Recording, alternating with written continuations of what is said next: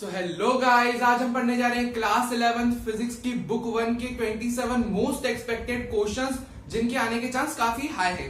ठीक है, अब और भी काफी इंपॉर्टेंट क्वेश्चंस होते हैं, एक्सपेक्टेड क्वेश्चंस होते हैं, बट जो मेरे को काफी इंपॉर्टेंट लग रहे थे, बहुत एक्सपेक्टेड क्वेश्चंस लग रहे थे, तो वो आज हम डिस्कस करने वाले। इससे काफी अच्छी आपकी प्रैक्टिस हो जाएगी बुक 1 की।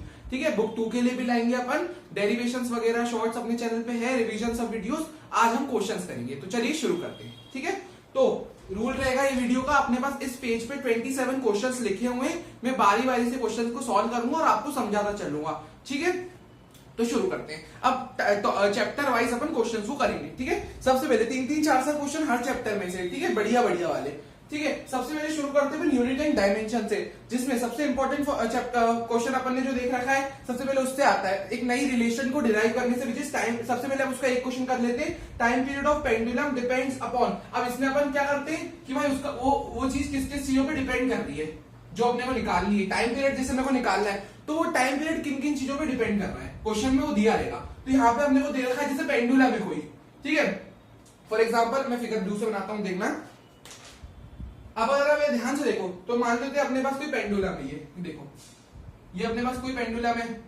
अब ये कुछ इस तरह रहता है पेंडुलम। ठीक है, अब अगर आप ये ध्यान से देखो, तो इसका एक बॉब होता है जिसका कुछ मास होता है। तो क्वेश्चन में दे रखा है इसके मास पे डिपेंड कर रहा है। ये स्ट्रिंग की कोई एल लेंथ होगी, इस बॉब का कुछ एम मास होगा, स्ट्रिंग की एल लेंथ होगी, और एक्सेलरेशन ड्यू टू ग्रेविटी। इन तीन चीजों पे अपना टाइम पीरियड डिपेंड करेगा, और हमको ये नहीं पता कितनी पावर पे डिपेंड कर रहा है। तो ए बी सी अपन मान लेते हैं। ठीक है, तो चलो अब उसको डायमेंशनली में सॉल्व करना शुरू करते हैं। सबसे पहले देखो, टी क्या होता है, टाइम पीरियड। टाइम पीरियड हमको पता है क्या होता है, इसका डायमेंशन वो होता है m0 l0 t1। ठीक है, अब यहाँ पे प्रोपोर्शनलिटी, ताकि ना अपन एक k कोई कांस्टेंट लगा रहे थे, इसकी वैल्यू मैं आपको आखिरी में बताऊंगा। मास क्या होता है, ओनली m होता है, m की पावर a। लेंथ l क्या होती है, लेंथ होती है, लेंथ की पावर b। और g क्या होता है, एक्सेलरेशन होता है, एक्सेलरेशन का डायमेंशन होता है lt-2। ठीक है, ये सब आपने चैप्टर में पढ़ा होगा। अपन ना क्वेश्चन डिस्कस करें, तो ऑब्वियसली एक्सेलरेशन है ये भी, तो डायमेंशन ये हो गए। ठीक है, अब हम क्या करते हैं, इसको और सॉल्व कर लेते हैं। m0 l0 t की power 1 is equal to k। अब इसकी पावर देखो, m के ऊपर a है, l के ऊपर b आ गई यहाँ पावर, इधर l के ऊपर c पावर, t के ऊपर -2 इंटू c, -2c पावर है। देखो ये law of exponent, power multiply होती है, पावर के ऊपर पावर आ गई। t के ऊपर 2 पावर है ना, l के ऊपर तो सिर्फ c है, पावर दोनों पे आएगी। तो l के लिए 1 हुई, t के लिए 2 पावर हो गई।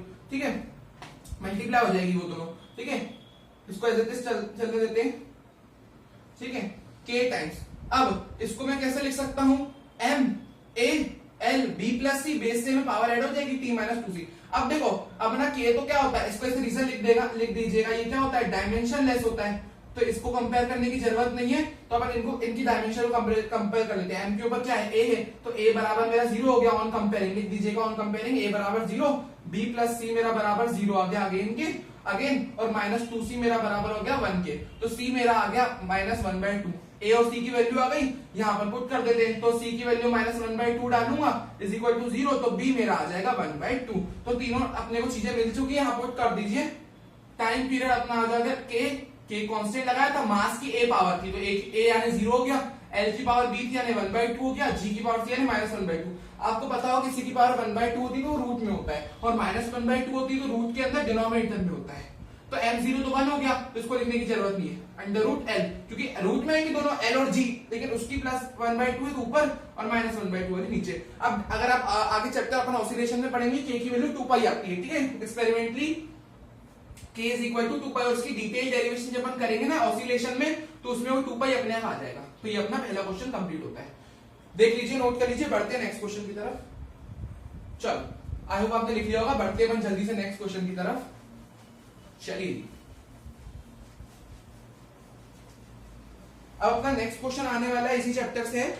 अब इसमें अपने को दे रखा है कि एक इक्वेशन दे रखी है फोर्स की, which is equal to at-1 plus bt², जहां पे f क्या है, फोर्स है, और t अपना टाइम है, क्वेश्चन में गिवन है।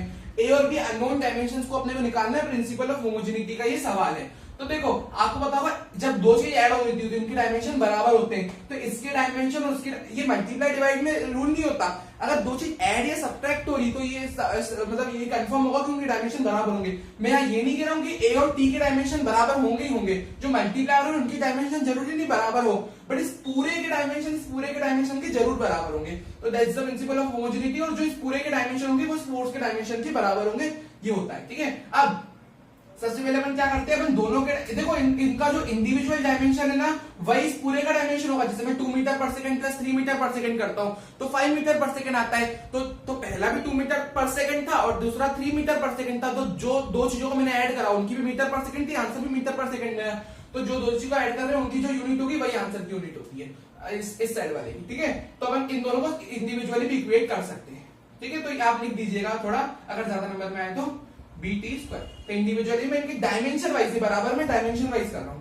ठीक है, तो फोर्स के डायमेंशन होते हैं MLT-2, ए को मुझे निकालने और टी छोटा टी यानी, और उसके ऊपर पावर मतलब उसके ऊपर जो लगी हुई है वो -1, ये यहां से मेरा टी के डायमेंशन आ जाएंगे और मतलब ए के डायमेंशन आ जाएंगे।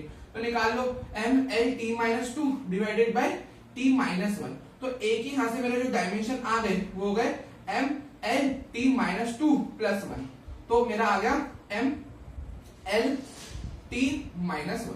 ये पहला आंसर हो गया। अब बी के निकाल लेते हैं। फोर्स अगेन, फोर्स मेरा अगेन MLT-2 होगा, बी के मुझे निकालने और टी अपना टी की पावर 2 टाइम के लिए, तो बी आ जाएगा अपना MLT-2 टी की पावर 2। तो मेरा बी यहां से आ जाएगा MLT और टी की पावर ऊपर जाएगी तो -2 -4 MLT-4 मेरा यहाँ पे आंसर आ रहा है। तो इसको नोट कर लीजिए क्वेश्चन को। चलिए बढ़ते हैं आगे नेक्स्ट क्वेश्चन की तरफ। ये लास्ट क्वेश्चन है इस चैप्टर के लिए, फिर अपन बढ़ेंगे नेक्स्ट सेकंड चैप्टर की तरफ। ठीक है, तो थोड़े थोड़े क्वेश्चन अपन हर चैप्टर से बढ़िया बढ़िया करते चलेंगे। चलिए आगे बढ़ते हैं। अब अपने को दे रखा है ऐसे क्वेश्चन पे आते हैं कि भाई देखो अब सरफेस टेंशन की बात करी गई। सरफेस टेंशन बुक 2 का टॉपिक है, बट आपने पढ़ा होगा सरफेस टेंशन क्या होता है, फोर्स पर यूनिट लेंथ होता है। ठीक है, मैं अभी फॉर्मूला अभी फिलहाल के लिए अपने को उसका फॉर्मूला बस काम आएगा। ठीक है, तो बोल रखा है एनर्जी, वेलोसिटी और टाइम, ठीक है, are chosen as the fundamental quantities, the dimensional formula of surface tension will be. ठीक है, तो अगर मान लो मेरे को सरफेस टेंशन के डायमेंशन फॉर्मूला निकालना है और इन तरह के क्वेश्चन को करने के लिए अगेन अपन जैसे वो पेंडुलम वाले क्वेश्चन किया वही करना रहता है। बोल रखा है सरफेस टेंशन की डायमेंशन हमको निकालने, बट किन किन चीजों के टर्म्स में, जैसे MLT के टर्म्स में अपन निकालते, बट यहाँ पे हमको एनर्जी, वेलोसिटी और टाइम को फंडामेंटल क्वांटिटीज मान के उन तीनों के टर्म्स में निकालना है। तो हमको तो नहीं पता सरफेस टेंशन एनर्जी, टाइम और वेलोसिटी किन पावर पे डिपेंड करता है। अब फॉर्मूला निकालने के लिए डिपेंडेंसी पता होनी चाहिए, लेकिन क्वेश्चन में दे रखा है कि किन किन चीजों पे डिपेंड कर रहा है। तो एनर्जी पे डिपेंड कर रहा है, वेलोसिटी और टाइम पे, हमको नहीं पता किस किस पावर पे कर रहा है। तो ये अब यहां से अपना आ जाएगा आंसर। ठीक है, इसमें निकालना अपने क्या है, basically dimensional formula of surface tension. अब सरफेस टेंशन में आपके लिए लिख देता हूं फोर्स पर यूनिट लेंथ होता है। ठीक है, इसके डायमेंशन निकाल लेते हैं। ठीक है, force MLT-2 divided by L से L कटा, तो सरफेस टेंशन के डायमेंशन हो जाते हैं ML0T-2। वापस अपन एक के कांस्टेंट में लगा देंगे। एनर्जी देखो यहाँ पे एनर्जी दे रखी है ML2T-2 के डायमेंशंस होते हैं। ठीक है, इसकी पावर a है, इसको मिटा देते हैं। फिर अगेन उसके बाद आ जाती है अपनी वेलोसिटी। वेलोसिटी क्या होती है, मीटर पर सेकंड, तो उसके डायमेंशन क्या हो जाएंगे LT-1। तो LT-1 are the dimensions of velocity. Time तो t होगा। ठीक है, आगे करते हैं सॉल्व। क्या कर सकते हैं, देखो अब हम इधर सॉल्व कर लेते हैं। ML0T-2K। ठीक है, अब क्या क्या कर सकते हैं, m की पावर a, l की पावर 2a, t की पावर -2a, l की पावर b हो गई, t की मैंने एक ही ब्रैकेट में लिख सकते हैं क्योंकि सब कुछ मल्टीप्लाई में, पावर सबकी चढ़ा दी मैंने ऊपर। सही है, ML0 t की power -2 is equal to k, powers को बेस सेम ऐड कर दो, पावर्स को L 2a और b बेस सेम है, दोनों का l ही है, दोनों का बेस, तो 2a प्लस b और t के 3 बेस, देखो t सबकी पावर ऐड हो जाएगी, बेस सेम है, -2a -b और साथ में +c।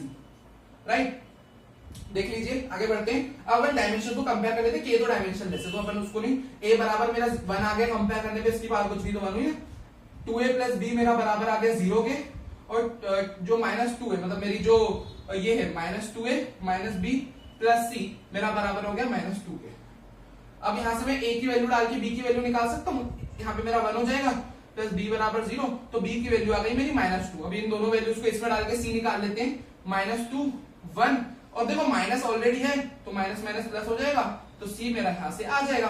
देखो c क्या आ रहा है, -2 + 2 + c बराबर -2, ये 0 हो गया, दोनों कट गए, c बराबर मेरा आ गया -2।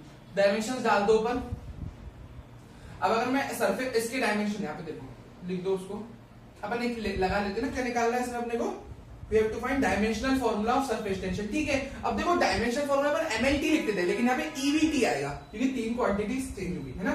तो अब यहाँ पे अब देखो k तो डायमेंशन ऐसे, तो डायमेंशन में उसको हम क्यों इंक्लूड करेंगे, ठीक है, तो k लिखने की जरूरत नहीं है, प्रोपोर्शनलिटी में नहीं लिखने की जरूरत है ना। अब तो समझ गए ना आप क्या कह रहा हूं मैं, तो डायमेंशन ऐसे होता है, a की पावर 1 है तो लिखने की जरूरत नहीं, a 1 है लिखने की जरूरत नहीं, b मेरा -2 है और t मेरा मतलब c जो मेरा -2 है ना, b मेरा -2 है, c मेरा -2 है, तो ये मेरा फॉर्मूला आ गया डायमेंशन फॉर्मूला, नोट कर लीजिए, है ना, देख लीजिए। चलो आगे नेक्स्ट क्वेश्चन अब बढ़ते हैं मोशन इन स्ट्रेट लाइन के प्यारे प्यारे क्वेश्चंस की तरफ। ठीक है, फिगर की जरूरत पड़ेगी इस चैप्टर में काफी, तो अपन बनाते चलेंगे, पर्सपेक्टिव बढ़िया क्लियर करते चलेंगे। चलिए अब बनाते हैं सबसे पहले फिगर, है ना, क्योंकि नहीं इसमें जरूरत नहीं है इस वाले क्वेश्चन में, अगले क्वेश्चन में देखो, the motion of particle along, ये अपना स्ट्रेट लाइन का क्वेश्चन है, motion of a particle along a straight line is described by the equation, हमको एक डिस्प्लेसमेंट की इक्वेशन दी है which is equal to x बराबर 8 + 12t - tq, राइट। अब हमको यहां से क्या निकालना है, चलो ये दे रखा है where x is in meter and t is in second, सब ऐसा यूनिट में, the retardation of the particle when its velocity becomes 0 is, हमको रिटार्डेशन बताना है, यानी एक तरह का एक्सेलरेशन ही बताना है, बट कब बताना है, जब उसकी वेलोसिटी 0 हो गई।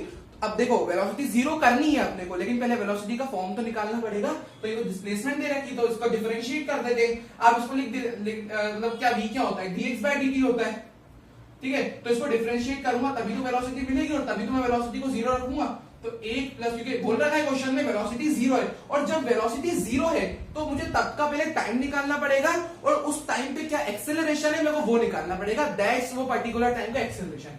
मैं क्वेश्चन में आपको बताना जा रहा हूं, ठीक है। अब देखो 8 तो डायमेंशन 8 क्या होता है, इसका डेरिवेटिव 0 होगा, 12 का डिफरेंशिएशन 12 हो जाएगा, पावर आगे पावर में 1 की कटौती, ठीक है, पढ़ा हुआ डिफरेंशिएशन, ये हो गया अपनी वेलोसिटी। अब क्वेश्चन में हमको ये बोल के रखा है, ठीक है, कि रिटार्डेशन बताना है उसकी वेलोसिटी जब 0, तो हमको वेलोसिटी से क्या, हमको वो टाइम चाहिए जब उसकी वेलोसिटी 0, तो उसी समय पे रिटार्डेशन चाहिए। समझ लो, मैं अगर इजी लैंग्वेज में बताऊं, क्वेश्चन में दे रखा है कि आपको रिटार्डेशन बताना है जब उसकी वेलोसिटी 0 हो जाए, तो वेलोसिटी कौन से समय पे 0 होगी, उसी समय पे एक्सेलरेशन निकाल लेता हूं, तो वो समय मैच हो जाएगा।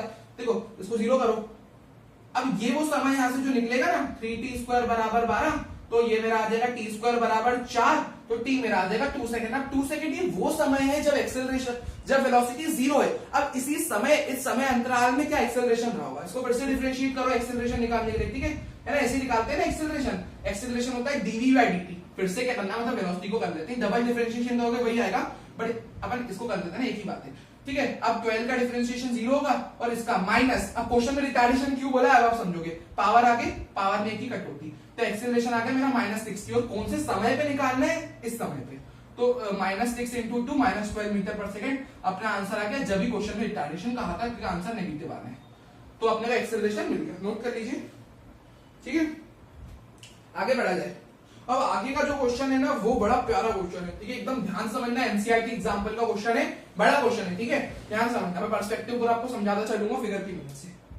अब क्वेश्चन में हमको एक मल्टी स्टोरी बिल्डिंग दे रखी, कुछ इस तरह की, थोड़ी टेढ़ी बन गई, देखो ये अपनी एक बिल्डिंग है, ठीक है। अब क्वेश्चन में बोल रहा है, अब बॉल इज थ्रोन, ध्यान से सुनना, ball is thrown vertically upwards with the velocity of 20 metre पर second from the top of a multi storey building, मतलब ये अपना जमीन है मान लो, ठीक है, 20 मीटर मतलब 25 मीटर ऊपर की जो बिल्डिंग है, इस बिल्डिंग के छत से हमने एक बॉल को फेंका। अब देखो बॉल को फेंकूंगा तो it will go something like this, ball की ट्रेजेक्टरी ये होगी, बॉल अपनी ऐसे जाएगी, राइट, ये बॉल ऐसे आएगी, राइट। अब अपने को निकालना क्या है, अब और इसको जो फेंका है, मैं सारा लिख देता हूं यहाँ पे, ठीक है, इसकी u, इसको कितनी वेलोसिटी से फेंका है, 20 मीटर, यहाँ पे कोई आदमी ने फेंका होगा उसको, तो 20 मीटर पर सेकंड से from the top of a multi storey building, the height of the point from where the ball is thrown is 25 meter from the ground. ये ग्राउंड है, और इस हाइट से, जिस हाइट से बॉल को फेंका गया है, ये हाइट हमारी ग्राउंड से 25 मीटर की ऊंचाई है, ये दे रखा है क्वेश्चन में। अब पहली चीज अपने को निकालनी how high the ball will rise. अब देखो इसके क्वेश्चन में स्पेसिफाई नहीं कर रखा कि हमको हाइट उसकी यहां से निकालनी है छत से कि जमीन से। अब अगर पहले अपन वो तो दोनों निकाल लेंगे, एक ही बात है, कोई दिक्कत नहीं उसमें, क्योंकि जो यहां से लेकर अब देखो पहले तो ये हाइट निकालनी पड़ेगी कि ये जो ये वाला पॉइंट कि भाई ये छत से ये कितना ऊंचा। देखो मैं छत पे खड़ा हूं, मान लो मैं अभी छत पे खड़ा हूं, अब ये मैंने बॉल है मेरे हाथ में, ये बॉल है, मैंने बॉल को फेंका, ये फेंका मैंने छत से फेंका, तो छत से मैं देख रहा हूं तो कितनी ऊपर गई, अभी नीचे गिरना चालू नहीं हुई, ऊपर कितनी गई मेरे को पहले वो निकालना है। तो छत से देख रहा हूं कितनी ऊपर गई वो निकालना है। चलो ऑब्वियसली बात है इस पॉइंट पे जाके फाइनल वेलोसिटी 0 होगी, फिर वो बॉल नीचे गिरना चालू होगी, राइट, नीचे गिरना चालू होगी। उसके बाद तो सबसे पहले शुरू करते हैं अपन ये टाइम को निकालना। तो देखो यहाँ पे साइन कन्वेंशन वगैरह का भी रोल है, v is equal to u plus 80 लगाएंगे, क्योंकि पूरा यहाँ पे क्या हो रहा है, मोशन अंडर ग्रेविटी हो रहा है, सब जी के कंट्रोल में। तो अपन इक्वेशंस का यूज करेंगे, constant acceleration, final velocity top पे जाके 0 हो गया, अपन पहले से इतना टाइम निकाल रहे हैं, तो इनिशियल वेलोसिटी इस पाथ के लिए 20 हो गई, फाइनल 0 ठीक है। तो 20 डाल दो यहाँ पे, एक्सेलरेशन अब ध्यान से देखना, ठीक है। अब पहली बात तो यहाँ पे अपन क्या लिख रहे हैं, इसको ए नहीं है ये जी है, क्योंकि अपन मोशन अंडर ग्रेविटी पढ़ रहे हैं, तो ए को जी लिखेंगे। अब अगर आप ध्यान से देखो कि अपन क्या कर रहे हैं ना, इसको ग्रेविटी के अगेंस्ट फेंक रहे हैं। अब ये जो ज्यादातर साइन इस क्वेश्चन में साइन कन्वेंशन जी पे लग रहा है, क्योंकि जी की डायरेक्शन वगैरह चेंज होती रहेगी, तो अपने को उसको किस तरह डील करना है कि जब अपन बॉल को ऊपर फेंक रहे हैं तो अपन जी को नेगेटिव लेंगे, और जब अपन बॉल अपनी नीचे आ रही होगी तो जी को अपन पॉजिटिव लेंगे। आप नोट कर लीजिएगा क्वेश्चन सॉल्व करते समय, क्योंकि ऑब्वियसली बात है ग्रेविटी के अगेंस्ट फेंक रहा हूं मैं बॉल को, ग्रेविटी नीचे से बॉल को ऊपर फेंक रहा हूं, तो ऐसा याद रख सकते हैं कि अगेंस्ट में फेंक रहा हूं तो जी नेगेटिव। क्या अपन यहाँ -10 ले लेते हैं फॉर इजी कैलकुलेशन, ठीक है, आप है ना इसको -10 ले लेते हैं फिलहाल के लिए, जो क्वेश्चन में हो आप वही लीजिएगा, ठीक है। टी की वैल्यू कितनी है, यहां से यहां जाने में वही अपने को निकालनी है। चलिए अब ये 0 20 - 10t हो गया, 10t वहां ले जाइए, तो मेरा टाइम आ गया 2 सेकेंड। अभी 2 सेकेंड कौन सा टाइम आया है, राइट, ये अपना टाइम यहां से लेकर यहां तक का है। अब ऑब्वियस सी बात है जो यहां से लेकर यहां तक का टाइम लगा है वो यहां से लेकर यहां तक नहीं लगा होगा। देखो मैं आपके लिए बना देता हूं, अब लिख दीजिएगा time of ascent is time of descent is equal to time of descent, time of ascent बराबर टाइम ऑफ डिसेंट। यहां से लेकर यहां तक सेम लेवल पे आ गई बॉल, ये लेवल तो सेम है, यहां से मैंने फेंका और इसी लेवल पे बॉल हो गई, मैंने यहां से फेंका बॉल इसी लेवल पे आ गई, तो क्या है यहाँ पे जो इसकी यहाँ पे जब पहुंची होगी तो इसकी वेलोसिटी इस पॉइंट पे भी 20 होगी सेम लेवल पे, तो इस पॉइंट पे इसकी वेलोसिटी 20 रही होगी, ठीक है। तो वो तो एक एक्स्ट्रा बात बताई, तो यहाँ पे वो बात अलग है, लेकिन टाइम जो इस पाथ को कवर करने में 2 सेकंड लगे आधे को, तो ये आधे गोले को भी एक ऐसा कटोरे जैसा शेप बन रहा है, तो आधे कटोरे को कवर करने में 2 सेकंड, फिर बचे हुए आधे को भी, मेरी उंगली देखो कहां तक है, बस इन तक, और 2 सेकंड लगेंगे, तो ये इतना जो पाथ है ना, इतना इसको लगेंगे 4 सेकंड, ठीक है। तो यहां तक जब बॉल पहुंचेगी तो यहां तक टाइम उसको लग चुका होगा 4 सेकंड, है ना। ये अपन इसको कह देते हैं, फॉर एग्जांपल इसको मैंने कैपिटल टी कह दिया, ये 4 सेकंड यहां से लेकर यहां तक का टाइम है। अब अपने को क्या निकालना है, सबसे पहले तो अपने को यहाँ पे निकालना है how long will it be before the ball hits the ground. पहले तो पूछे how high the ball will rise, अच्छा वो तो अपन निकाला ही नहीं, बॉल कितनी ऊंचाई पर जाएगी, तो पहले टाइम पता चल गया ना, टाइम पता चल गया तो हाइट निकालना आसान है, सेकंड इक्वेशन लगा लो। पहला पार्ट, क्वेश्चन में 2 पार्ट है, पहले पार्ट में बोला बॉल कितना ऊपर जाएगी, तो उसके लिए पहले टी निकालना जरूरी थी, तो सही अपन ने पहले निकाल लिया, हाफ ए टी स्क्वायर। काफी मेथड है इस क्वेश्चन को करने की, ठीक है, आप देखिएगा अपन इसको ऐसे कर रहे हैं, तो ठीक है, हाइट इसको एस को अपन एच लिख लेते हैं ना, अपने को निकालना क्या है, एच निकालना है, how high the ball will rise, देखिए यूटी, अब यू कितना है यहाँ पे, इनिशियल 20 से फेंका, टाइम यहां से लेकर यहां तक की हाइट है ना, टी अपना 2 सेकंड निकाल लिया, हाँ जी वापस नेगेटिव आएगा। अब यहाँ पे क्यों नेगेटिव आएगा, ग्रेविटी के अगेंस्ट जा रहे हैं, हाइट अपन ऐसे कैलकुलेट करेंगे ना यहाँ से ऊपर जाते समय, टी कैसे निकलेगा, है ना, टी निकाल रखा है इसको अपने, ठीक है। तो हाइट मेरा आ जाएगा 40, ये कटेगा 5 बार में, -5t स्क्वायर -5 एक सेकेंड, ये क्या आ गया -5 इंटू 2 2 जा 4, तो हाइट मेरी आ गई 40 - 20 मीटर, तो बॉल हमारी 20 मीटर यहाँ से ऊपर उछलेगी, मतलब है ना, देख लीजिए सब देखिए ना, कैलकुलेशन देख लीजिएगा, यहां से लेकर यहां तक कितना लग गया उसको, 20 मीटर ऊंची गई। अब ये ए पार्ट का आंसर है, बट ये तो अपने छत से उसकी हाइट निकाली, ग्राउंड से बोला होता तो उसमें 25 ऐड कर दो भाई, यहां से लेकर यहां तक अगर 25 मीटर है तो ग्राउंड से कितनी हो जाएगी 45 मीटर, तो from ground, height from ground मुझे लिखनी हो तो क्या हो जाएगी 45 मीटर, राइट, हो गया। अब ये हो गया, दूसरे पार्ट में बोला है जब तक जमीन पे गिर रही होगी तो कितना टाइम हो गया, जमीन तक पूरी एंड तक टाइम निकालना है, इतना टाइम मैंने ऑलरेडी निकाल चुके हैं, बचा हुआ इतना टाइम, इतना यहां तक नीचे आने का टाइम वो निकालते हैं। अब इसकी हाइट, इसमें सेकंड इक्वेशन डायरेक्ट लग जाएगी, इसकी हाइट पता है अपने को 25 meter, s is equal to ut plus half a t square. अब हाइट कितनी हो गई यहाँ 25 मीटर, है ना, इसको h लिख दीजिएगा, और u, अब इस पाथ के अपन निकाल रहे हैं टाइम, ध्यान दीजिएगा इस पाथ के लिए अपन टाइम निकाल रहे हैं, तो इसके लिए इनिशियल वेलोसिटी क्या होगा, इस लेवल वाली मैंने आपको बता चुका हूँ 20 होगी इसके लिए। अब अपने लिए पाथ ये वाला मैटर कर रहा है जो मैं अभी टाइम निकालता हूँ, इसके लिए इनिशियल वेलोसिटी 20 है। ठीक है 20 टाइम, अब इसका टाइम अपने को निकालना है, हाफ क्वाड्रेटिक बनेगी यहाँ पे, हाफ ए कितना है, आप नीचे आ रहे हैं, नीचे आ रहे हो तो जी पॉजिटिव आएगा, ठीक है क्योंकि नीचे आ रहे हैं ना अब तो अपन यहाँ से, तो जी ग्रेविटी के साथ पॉजिटिव, ठीक है 25 बराबर 20t plus 5t square, quadratic को सॉल्व करते हैं, चलो भाई 5 बड़ा क्वेश्चन है यार, 5t square plus 20t minus 25 बराबर 0, 5 कॉमन लेके 0 के पास भेज दो, t square plus 20t minus 5 बराबर 0, क्वाड्रेटिक को इसके रूट क्या, ओ मतलब सॉरी 4t, क्वाड्रेटिक के रूट देखो, रूट कैसे निकलेंगे, इसके रूट आ जाएंगे, मतलब इसके रूट अपन लिख सकते हैं, देखो इसके रूट आ जाएगी plus 5t minus t, right, हाँ ये इसके रूट आ जाएंगे, अब t कॉमन ले लो, ठीक है t प्लस 5 माइनस 1 कॉमन लोगे यहाँ पे तो t प्लस 5 हो जाएगा। अब अगर आप ये ध्यान से देखो, देखना यहाँ पे ट्विस्ट देखना क्या आएगा, t प्लस 5 बराबर 0, अब देखो अब इन दोनों को 0 के इक्वेट करोगे, इसको इक्वेट करोगे तो t बराबर माइनस 5 आ जाएगा, टाइम कभी नेगेटिव नहीं होता तो ये नेगेटिव नेग्लेक्ट हो जाएगा और माइनस 1 उधर जाके प्लस 1 हो जाएगा, तो मेरा सही टाइम आ जाएगा 1 सेकंड, यानी ये आ गया मेरा यहां से लेकर यहां तक 4 सेकंड में था और इतने को 1 सेकंड और लग गया, तो जमीन तक पहुंचने में टोटल 4 सेकंड अपन ले चुके थे ऑलरेडी, टी डैश निकाल रहे हैं, टी इसको कहा था प्लस 1 सेकंड नीचे आएगा, 5 सेकंड टोटल में। क्वेश्चन हो गया कंप्लीट, नोट कर लीजिए।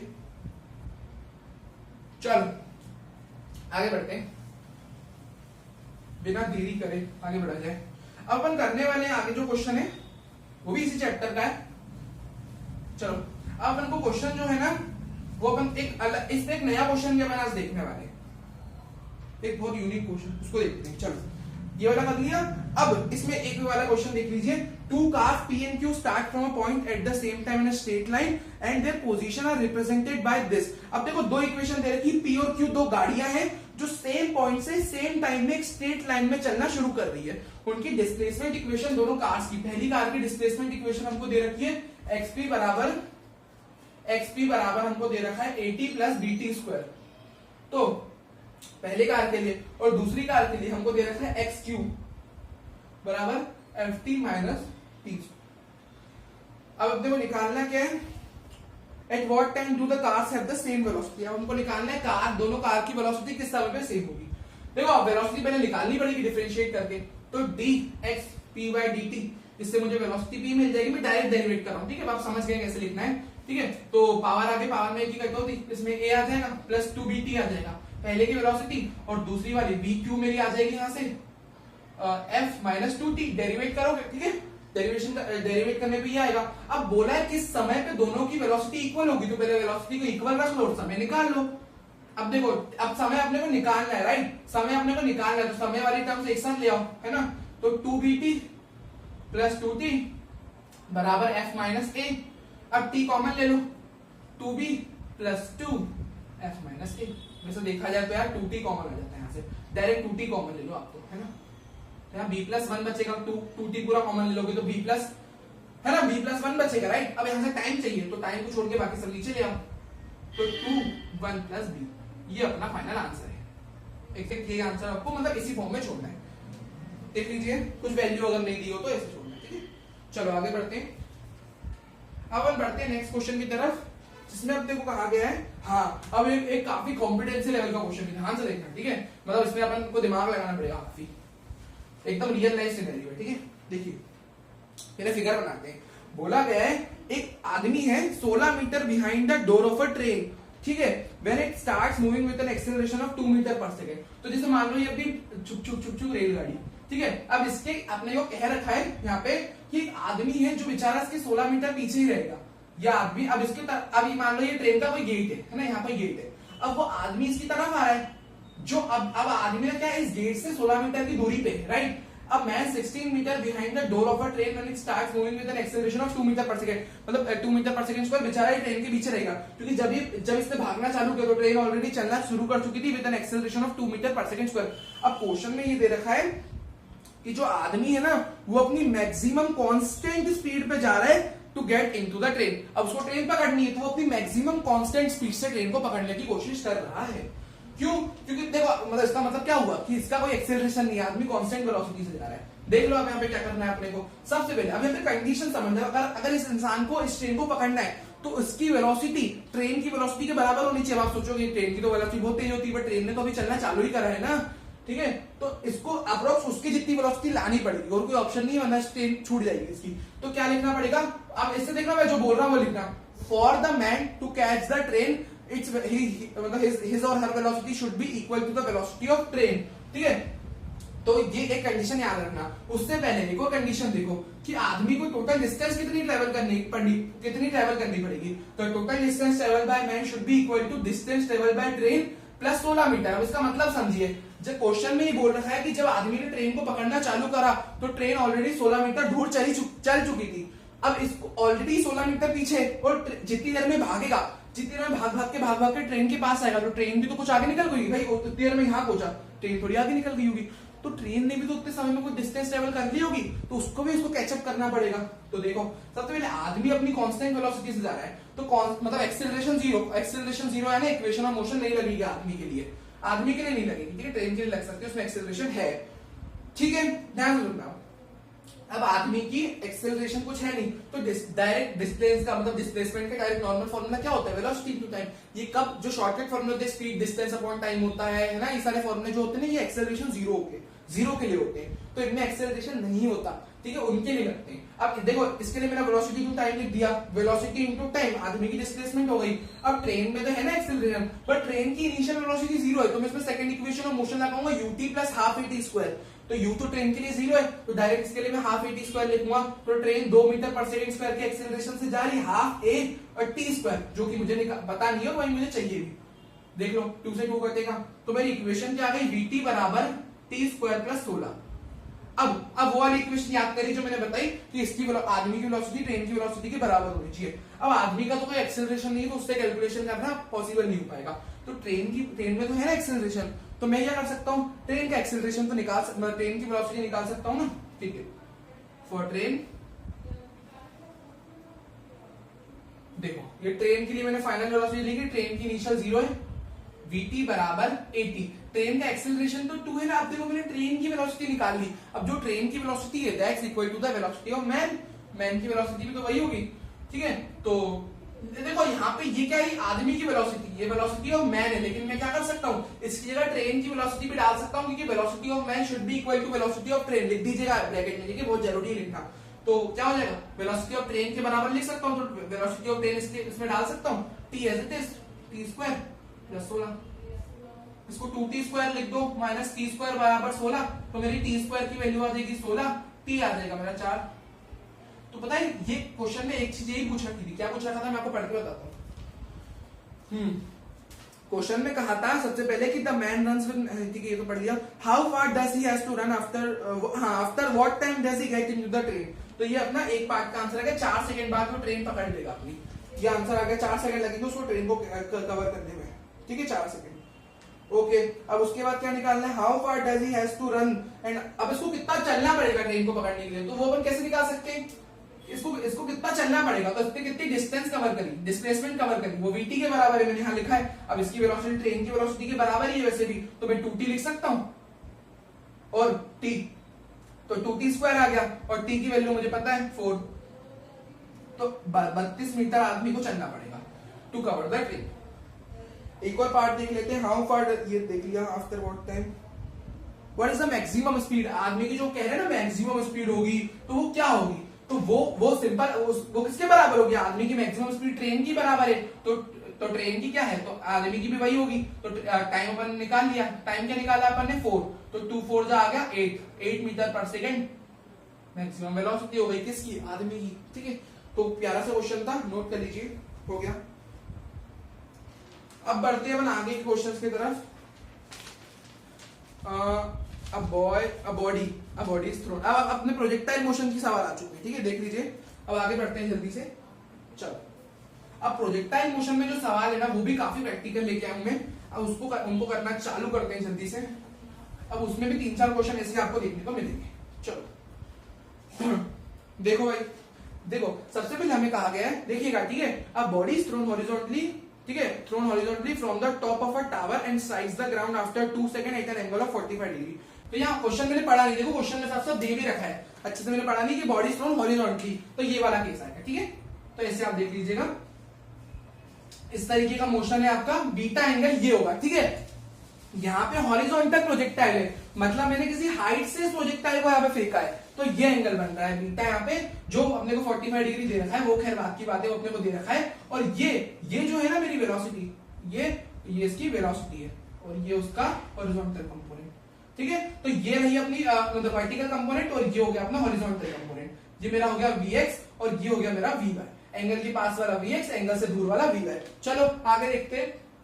अब ये अपने को दे रखा था tan बीटा बराबर Vy, वही इसको ट्रायंगल को अगर आप कंप्लीट करोगे तो वही अच्छे से बनाइएगा, थीटा के सामने वाली परपेंडिकुलर, ये Vy तो ये भी Vy अपॉन Vx, बेस जो हो गया अपना, ठीक है। इसको करोगे Vy बराबर Vx, यहाँ पे जब अपनी इक्वेशन नहीं बन पा रही थी क्योंकि हॉरिजॉन्टल प्रोजेक्टाइल में x डायरेक्शन में कोई x, मतलब हॉरिजॉन्टल प्रोजेक्टाइल में होता क्या है, y डायरेक्शन में कोई इनिशियल वेलोसिटी होती नहीं, क्योंकि मैंने इसको ऐसे देखा, ऐसे मैंने उसको ऐसे हॉरिजॉन्टली फेंका, तो नीचे की तरफ मैंने वेलोसिटी नहीं ली, वो g के कारण नीचे गया, एक्सेलरेशन के कारण, एक्सेलरेशन तो ग्रेविटी के कारण गया नीचे, तो uy मेरा यहाँ पे 0 होगा, और ay मेरा कितना है, अब वो जा रहा है, अब नीचे जा रहा है, तो अपन पॉजिटिव लेंगे ay को और t। तो अब देखो, और अब देखो क्वेश्चन में ये भी दे रखा है, तो मैं क्वेश्चन अच्छे से पढ़ना पड़ेगा कि वो ग्राउंड को 2 सेकंड बाद स्ट्राइक कर रहा है, it strikes the ground after 2 second, तो अपने को इनिशियल x डायरेक्शन की वेलोसिटी मिल जाएगी 20 मीटर पर सेकंड, ये हो गई।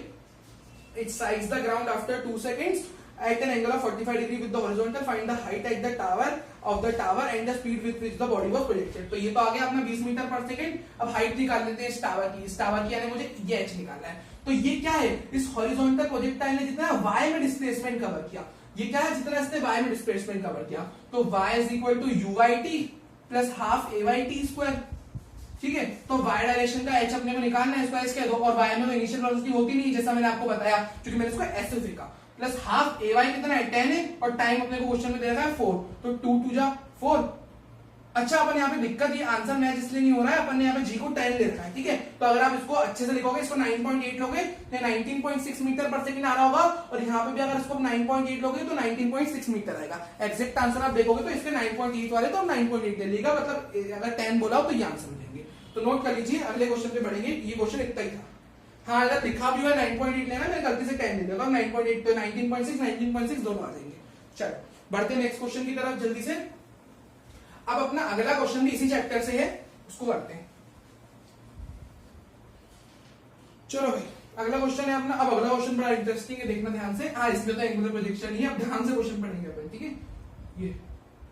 ये अपना है, अब जिसमें इस देखो फिगर क्वेश्चन में गिवन है, ये आपका एक टावर है, ये प्रोजेक्टाइल मोशन के पाथ के बीच में एक टावर है बढ़िया सा, और इस टावर की खिड़की जैसे समझ लो यहाँ पे एक जगह है, मतलब यहाँ पर एक तरह से यहाँ से जाएगी कोई चीज तो बाहर निकल के आ जाएगी, और अगर आप ध्यान से देखो तो यहाँ से मैंने इसको कोई इनिशियल वेलोसिटी दी प्रोजेक्टाइल को at an angle of theta with the horizontal. अब क्वेश्चन में गिवन है जो टावर की मैक्सिमम हाइट है, एक तरह से टावर की मैक्सिमम हाइट है, प्रोजेक्टाइल की मैक्सिमम हाइट आपको 39.2 मीटर दे रखी है ऑलरेडी क्वेश्चन में, और बोल रखा है कि जो यहां से लेकर यहां तक की ये दूरी आपको टावर की from the point where from the ball is projected, जिस पॉइंट से बॉल को फेंका उस पॉइंट से लेकर बिल्डिंग का जो पैर है, बिल्डिंग के पैर की जो दूरी है वो 78.4 मीटर है। अब सिमेट्रिकली अगर ये इतना है तो ये भी उतना ही होगा, तो ये क्वेश्चन में दे नहीं रखा, दूसरा वाला ये आपको पता दे रखा है, दूसरा आपको खुद से सोचना पड़ेगा कि ये भी सेम है। अब दोनों को ऐड करोगे तो टोटल रेंज मिल जाएगी, राइट। 78.4 कितना होगा, इसको ऐड करो, 78.4 प्लस 78.4, 4 और 4 8, 8 और 8 16, 7 और 7 14 15, तो आपको हॉरिजॉन्टल रेंज मिल गई 156.8 मीटर, हाइट आपके पास है।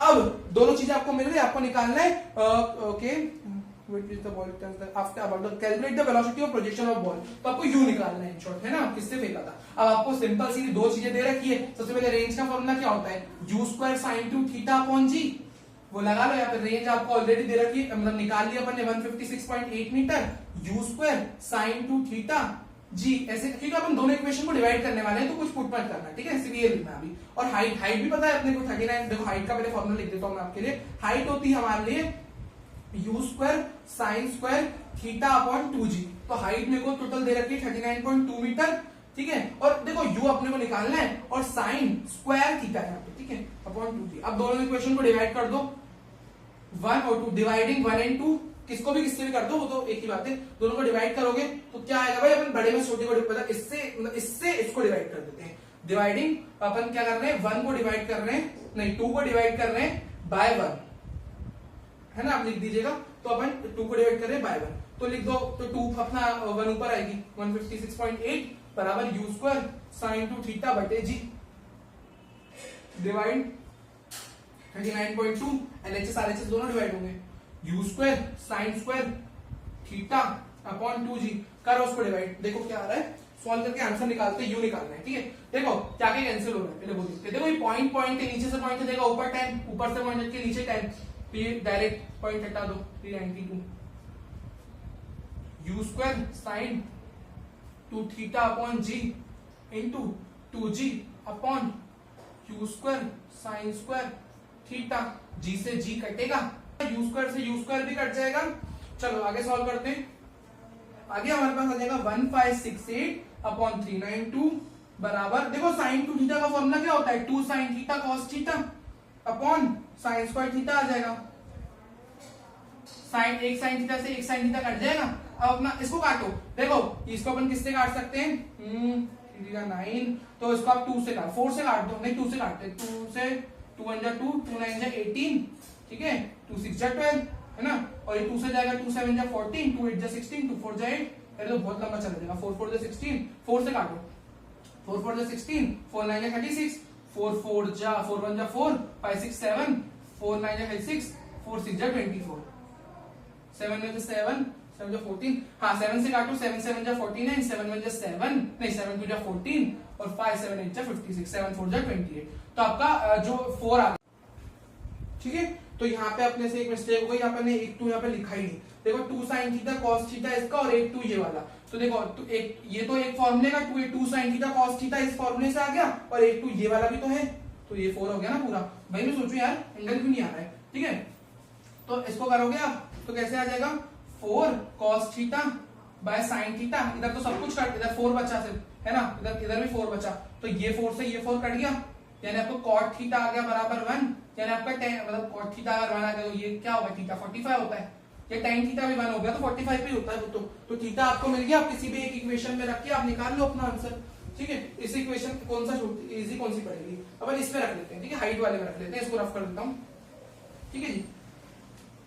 अब मैं एक काम करता हूं, इसमें रखता हूं 339.2 यू स्क्वायर ये अपने को निकालना है, साइन स्क्वायर 45 डिग्री अपॉन जी को अपन 10 ले रहे हैं, ठीक है, आप देख लीजिएगा जो क्वेश्चन में हो, ताकि अपन 339.2 multiply 20 u square by root 2, क्योंकि यू स्क्वायर बाय 2, क्योंकि साइन 45 क्या होता है 1 बाय रूट 2, और 1 बाय रूट 2 का स्क्वायर क्या हो जाएगा 1 बाय 2, तो ये क्या हो जाएगा यू स्क्वायर बाय 2 और 20 में वहां ले गया, ठीक है। करो उसको सॉल्व, 392 बराबर 2 इंटू 2 कितना होगा 4, 9 2 80, 2 7 84, 7 8 4 और एक ये वाला 0 था तो वो पॉइंट से हट गया, यू स्क्वायर बाय 20, राइट, है ना। देखो यू स्क्वायर 1 बाय 2 इसका है ना, 2 नहीं एक सेकंड यहाँ 2 आएगा ना, हाँ यहाँ 2 आएगा क्योंकि 20 को आप वहां ले गए, अब 2 को वहां ले जाओ, तो यू स्क्वायर मेरा 2 4 जा 8, 2 8 जा 16, 2 7 जा 14 और एक है ना, और एक 15, तो यू स्क्वायर की आपकी वैल्यू ये आ रही है, तो इसको अगर आप सॉल्व करोगे फर्दर तो इससे आपका आंसर यू का निकल के आ जाएगा, which is equal to root of 1568, तो इससे आपकी वेलोसिटी आ जाएगी, आप कैलकुलेट कर लीजिएगा, ठीक है। तो अपन अभी नेक्स्ट क्वेश्चन की तरफ बढ़ते हैं, नोट कर लीजिए, आगे बढ़ते हैं, नेक्स्ट क्वेश्चन की तरफ बढ़ेंगे अब, वो भी अपना देखते हैं शायद इसी चैप्टर का एक और क्वेश्चन है अभी, फिर बढ़ेंगे अपन लॉज ऑफ मोशन की तरफ। चलो अब यहाँ पे बोला गया, अब यहाँ पे देखिए क्वेश्चन में काफी फंसाया गया है इस क्वेश्चन में, अगर आप ये ध्यान से देखो तो इस क्वेश्चन में आपको बोला गया है कि एक जो बॉल है वो किक करी गई है 30 डिग्री के एंगल से विद वर्टिकल, मतलब इसको जो किक करा गया है तो 30 डिग्री का एंगल इस वर्टिकल से दे रखा है आपको, लेकिन प्रोजेक्टाइल को सॉल्व करने के लिए आपको एंगल इधर से चाहिए रहता है हॉरिजॉन्टल से, लेकिन आपको वर्टिकल से दे रखा है, तो अगर ये पूरा 90 होगा क्योंकि एक्स एक्सिस और वाई एक्सिस से पूरा 90 पे होगी दोनों, तो ये 30 है तो बचा वो 60 हो जाएगा ताकि पूरा 90 हो जाए, राइट, तो ये हो गया, ओके। अब उसके बाद आपको क्वेश्चन में बोल रखा है if the horizontal component of its velocity is 20 metre पर सेकंड, आपको देखो हॉरिजॉन्टल कंपोनेंट दे रखा है ना कि वेलोसिटी दे रखी है, इनिशियल वेलोसिटी यू नहीं दे रखी है, आपको यू cos थीटा दे रखा है, which is equal to 20 metre पर सेकेंड। अब cos थीटा यहां से निकाल लो, मतलब यहां से u cos थीटा आपको 20 देखा है, एंगल आपको पता है 60 आ गया। अब 60 यूज करोगे, ठीक है, अपने क्वेश्चन में 60 यूज होगा, 1/2 हो जाएगा, 2 वहां जाएगा तो 40 मीटर पर सेकेंड अपना u आ गया। क्या निकालना था? Component of its velocity, find the maximum height and horizontal range. तो आपको मैक्सिमम हाइट और हॉरिजॉन्टल रेंज निकालनी है। तो मैक्सिमम हाइट निकालनी है, तो मैक्सिमम हाइट का फॉर्मूला क्या होता है? u² sin square theta upon 2g। लगा दो भाई यहाँ पे। तो u अपने को पता है 40 हो गया, 40 इंटू 40 sin स्क्वायर थीटा यानी sin स्क्वायर 60, तो √3/2 का स्क्वायर कितना हो जाएगा? 3/4। नीचे आ जाएगा 20, 20 2 जा 40, 2 2 जा 4, 2 से 20 बार में, तो हाइट आ गई आपकी 60 मीटर। कैलकुलेशन अगर आप देख लीजिएगा अच्छे से, ठीक है, बढ़िया से चेक, अगर कुछ मिस्टेक हो जाए, ठीक है जी, सॉरी उसके लिए आप देख लीजिएगा, है ना। उसके बाद ये मैक्सिमम हाइट आ गई, और उसके बाद क्या पूछा है? And maximum height and horizontal range. Range का फॉर्मूला लगा दो भाई, क्या होता है? u² sin 2 theta upon g। अब देखो u कितना है आपके लिए, अब मतलब u दे रखा है, देखो u का स्क्वायर 1600 हो जाएगा, 40 का स्क्वायर 1600, थीटा 60 है, लेकिन sin 2 थीटा यानी sin 120 अपॉन 10। अब sin 120 की वैल्यू कितनी आती है? sin 90 प्लस 30, यानी sin 90 प्लस 30 किसमें? सेकंड क्वाड्रेंट में फॉल कर जाएगा और cos में चेंज हो जाएगा, ठीक है, तो हो जाएगा सेकंड क्वाड्रेंट में sin पॉजिटिव होता है, तो cos 30 की वैल्यू मतलब sin, देखो इस समझो क्या होता है, अब 90 प्लस 30 यानी 120 होगा, तो सेकंड क्वाड्रेंट में आ जाएगा। और साइन क्या ऐसा होता है? सेकंड क्वाड्रेंट में पॉजिटिव होता है और cos में भी चेंज हो जाएगा, तो cos 30, तो sin 120 हो जाएगा √3/2। इसको लिख दोगे आप √3/20, समझ गए, है ना। ये 280, तो आपकी रेंज आ गई 80√3 मीटर, है ना, क्योंकि देखो ना 90 प्लस 30, 90 में चेंज होगा, cos 30 हो जाएगा, तो which is 3/2। नोट कर लीजिए, क्वेश्चन हो गया। चलो भाई नेक्स्ट क्वेश्चन की तरफ बढ़ा जाए। अब अपना नेक्स्ट क्वेश्चन जो होने वाला है वो किस चैप्टर से होने वाला है भाई? चलो फाइनली अपने मोशन इन ट्रेन के क्वेश्चन अब खत्म हो गए, अपन लॉज ऑफ मोशन की तरफ बढ़ने वाले हैं। चलो हाँ, अब अपना ये हो गया, what is the acceleration of the block in trolley system. हाँ हाँ, अब अपने को आ गया अपना ये वाले चैप्टर का क्वेश्चन। ओके, यहाँ इसका फिगर नहीं बना रखा, बट चलो मैं आपके लिए बना देता हूँ। ये क्वेश्चन काफी फेमस है, ठीक है, बोल रहा है what is the acceleration of block and trolley system if the coefficient of kinetic friction. अब देखो पहले ब्लॉक और, अरे मैं प्रोजेक्टाइल क्यों बना रहा हूँ, देखो ब्लॉक और ट्रॉली सिस्टम आपको बोल रखा है, तो मान लेते हैं भाई ब्लॉक अब तक कैसे रखा होगा, ये सरफेस है, इस पे ये ब्लॉक रखा है, राइट, इस पे आगे की तरफ एक मतलब आगे की तरफ एक रस्सी बनी हुई है, यहाँ पे एक पुली लगी हुई है। ये फिगर आपको दिया है, मतलब इस क्वेश्चन में दिया हुआ है एनसीईआरटी में, बट मैंने नहीं बनाना भूल गया, तो ये हो जाएगा। और इसी ब्लॉक से फिर नीचे क्या लगा हुआ है भाई, इधर बोल रखा है, ये अपनी कार्ट है, कार्ट मतलब जो गाड़ी है, ठीक है, ट्रॉली है, मतलब between the trolley and the surface is what is the tension in the block आपका यहाँ लगा हुआ है, ठीक है, यहाँ पे आपके एक ब्लॉक लटक रहा है। अब उसको ना एनसीईआरटी में देख लीजिएगा, ठीक है, फिगर तो, और आपको बोल रखा है यहाँ पे कुछ टेंशन होगी, ठीक है। अब इस ब्लॉक का नीचे mg काम कर रहा होगा, देखो मैंने नोट कर लिया, क्वेश्चन में मैंने लिखना भूल गया था, ये जो कार्ट है वो 20 किलो की और ये ब्लॉक 3 किलो का है, तो इसका mg नीचे 30 न्यूटन लग रहा होगा, g को अपन 10 ले लेंगे, ठीक है। और आप ध्यान से देखना, कोफिशिएंट ऑफ फ्रिक्शन मुझे क्वेश्चन में 0.04 दे रखा है, मतलब इस सरफेस पे फ्रिक्शन भी है, जो कि हमको दे रखा है कितना, मतलब कोफिशिएंट विच इज 0.04, यानी पीछे एक फ्रिक्शन भी काम कर रहा होगा, which is friction which is mu into N, हमको पता है फ्रिक्शन म्यू इंटू एन होता है। नीचे इसका mg काम कर रहा होगा विच इज 200 न्यूटन, और इसके ऊपर एक नॉर्मल रिएक्शन भी लग रही होगी। अब पता है ये mg बराबर नॉर्मल रिएक्शन होगी, क्योंकि ब्लॉक ऊपर नीचे तो हो नहीं रहा, ठीक है जी, तो 0.04 म्यू की वैल्यू क्वेश्चन में दे रखी, नॉर्मल रिएक्शन 200 के बराबर ही होगी, क्योंकि ब्लॉक वर्टिकल डायरेक्शन में नेट फोर्स 0 है, राइट, तो 200 इंटू 4 800 हो जाएगा, 2 के पहले पॉइंट, तो 8 न्यूटन का मेरा फ्रिक्शन काम कर रहा है यहाँ पे। अब अगर अब यहाँ पे इक्वेशन बनाना, ठीक है, ऊपर टेंशन काम करेगा, यहाँ पे टेंशन काम करेगा, तो इसके लिए इक्वेशन बनाओ, तो ये ओवरऑल सिस्टम ना ऐसे जा रहा है, ओवरऑल सिस्टम ऐसे की तरफ जा रहा है, ये ऐसे जा रहा है, तो अगर आप ध्यान से देखो तो 30 न्यूटन नीचे लेके जा रहा है, 30 न्यूटन ऊपर टेंशन रोक रहा है, और बराबर mass into acceleration.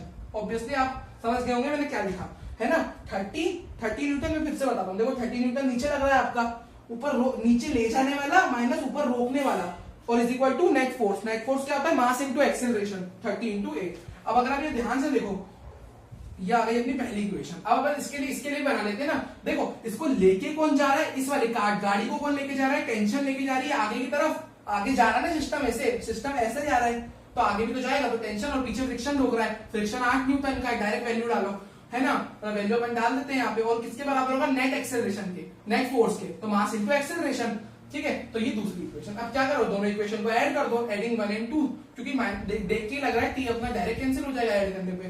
30 minus 3 is equal to 3 plus t minus 8 बराबर 20। अगर अभी ध्यान से देखो, साइन चेंज करने की जरूरत नहीं, प्लस करा है हमने, 30 से t कट जाएगा, 22 बचेगा इज इक्वल टू 23 है। तो अब इसको डिवाइड भी कर लीजिएगा, एक्सेलरेशन आ जाएगा 22/23 मीटर पर सेकेंड स्क्वायर। अब किसी एक में डाल दो, टेंशन आ जाएगा, तो t minus 8 is equal to 20 into 22/23।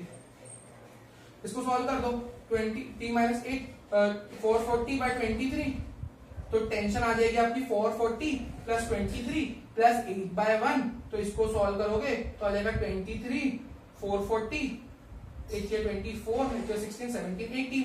तो इसको आप फर्दर सॉल्व करना, 4 12 4 5 6 624/23, तो ये नियरली आपकी 27 न्यूटन का करीब, पता नहीं कितनी आएगी, बट इसको डिवाइड करके देख लीजिएगा तो टेंशन आ जाएगी।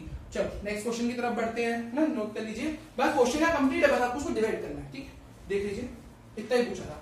आगे बढ़ते हैं, चलो बढ़ते हैं नेक्स्ट क्वेश्चन की तरफ।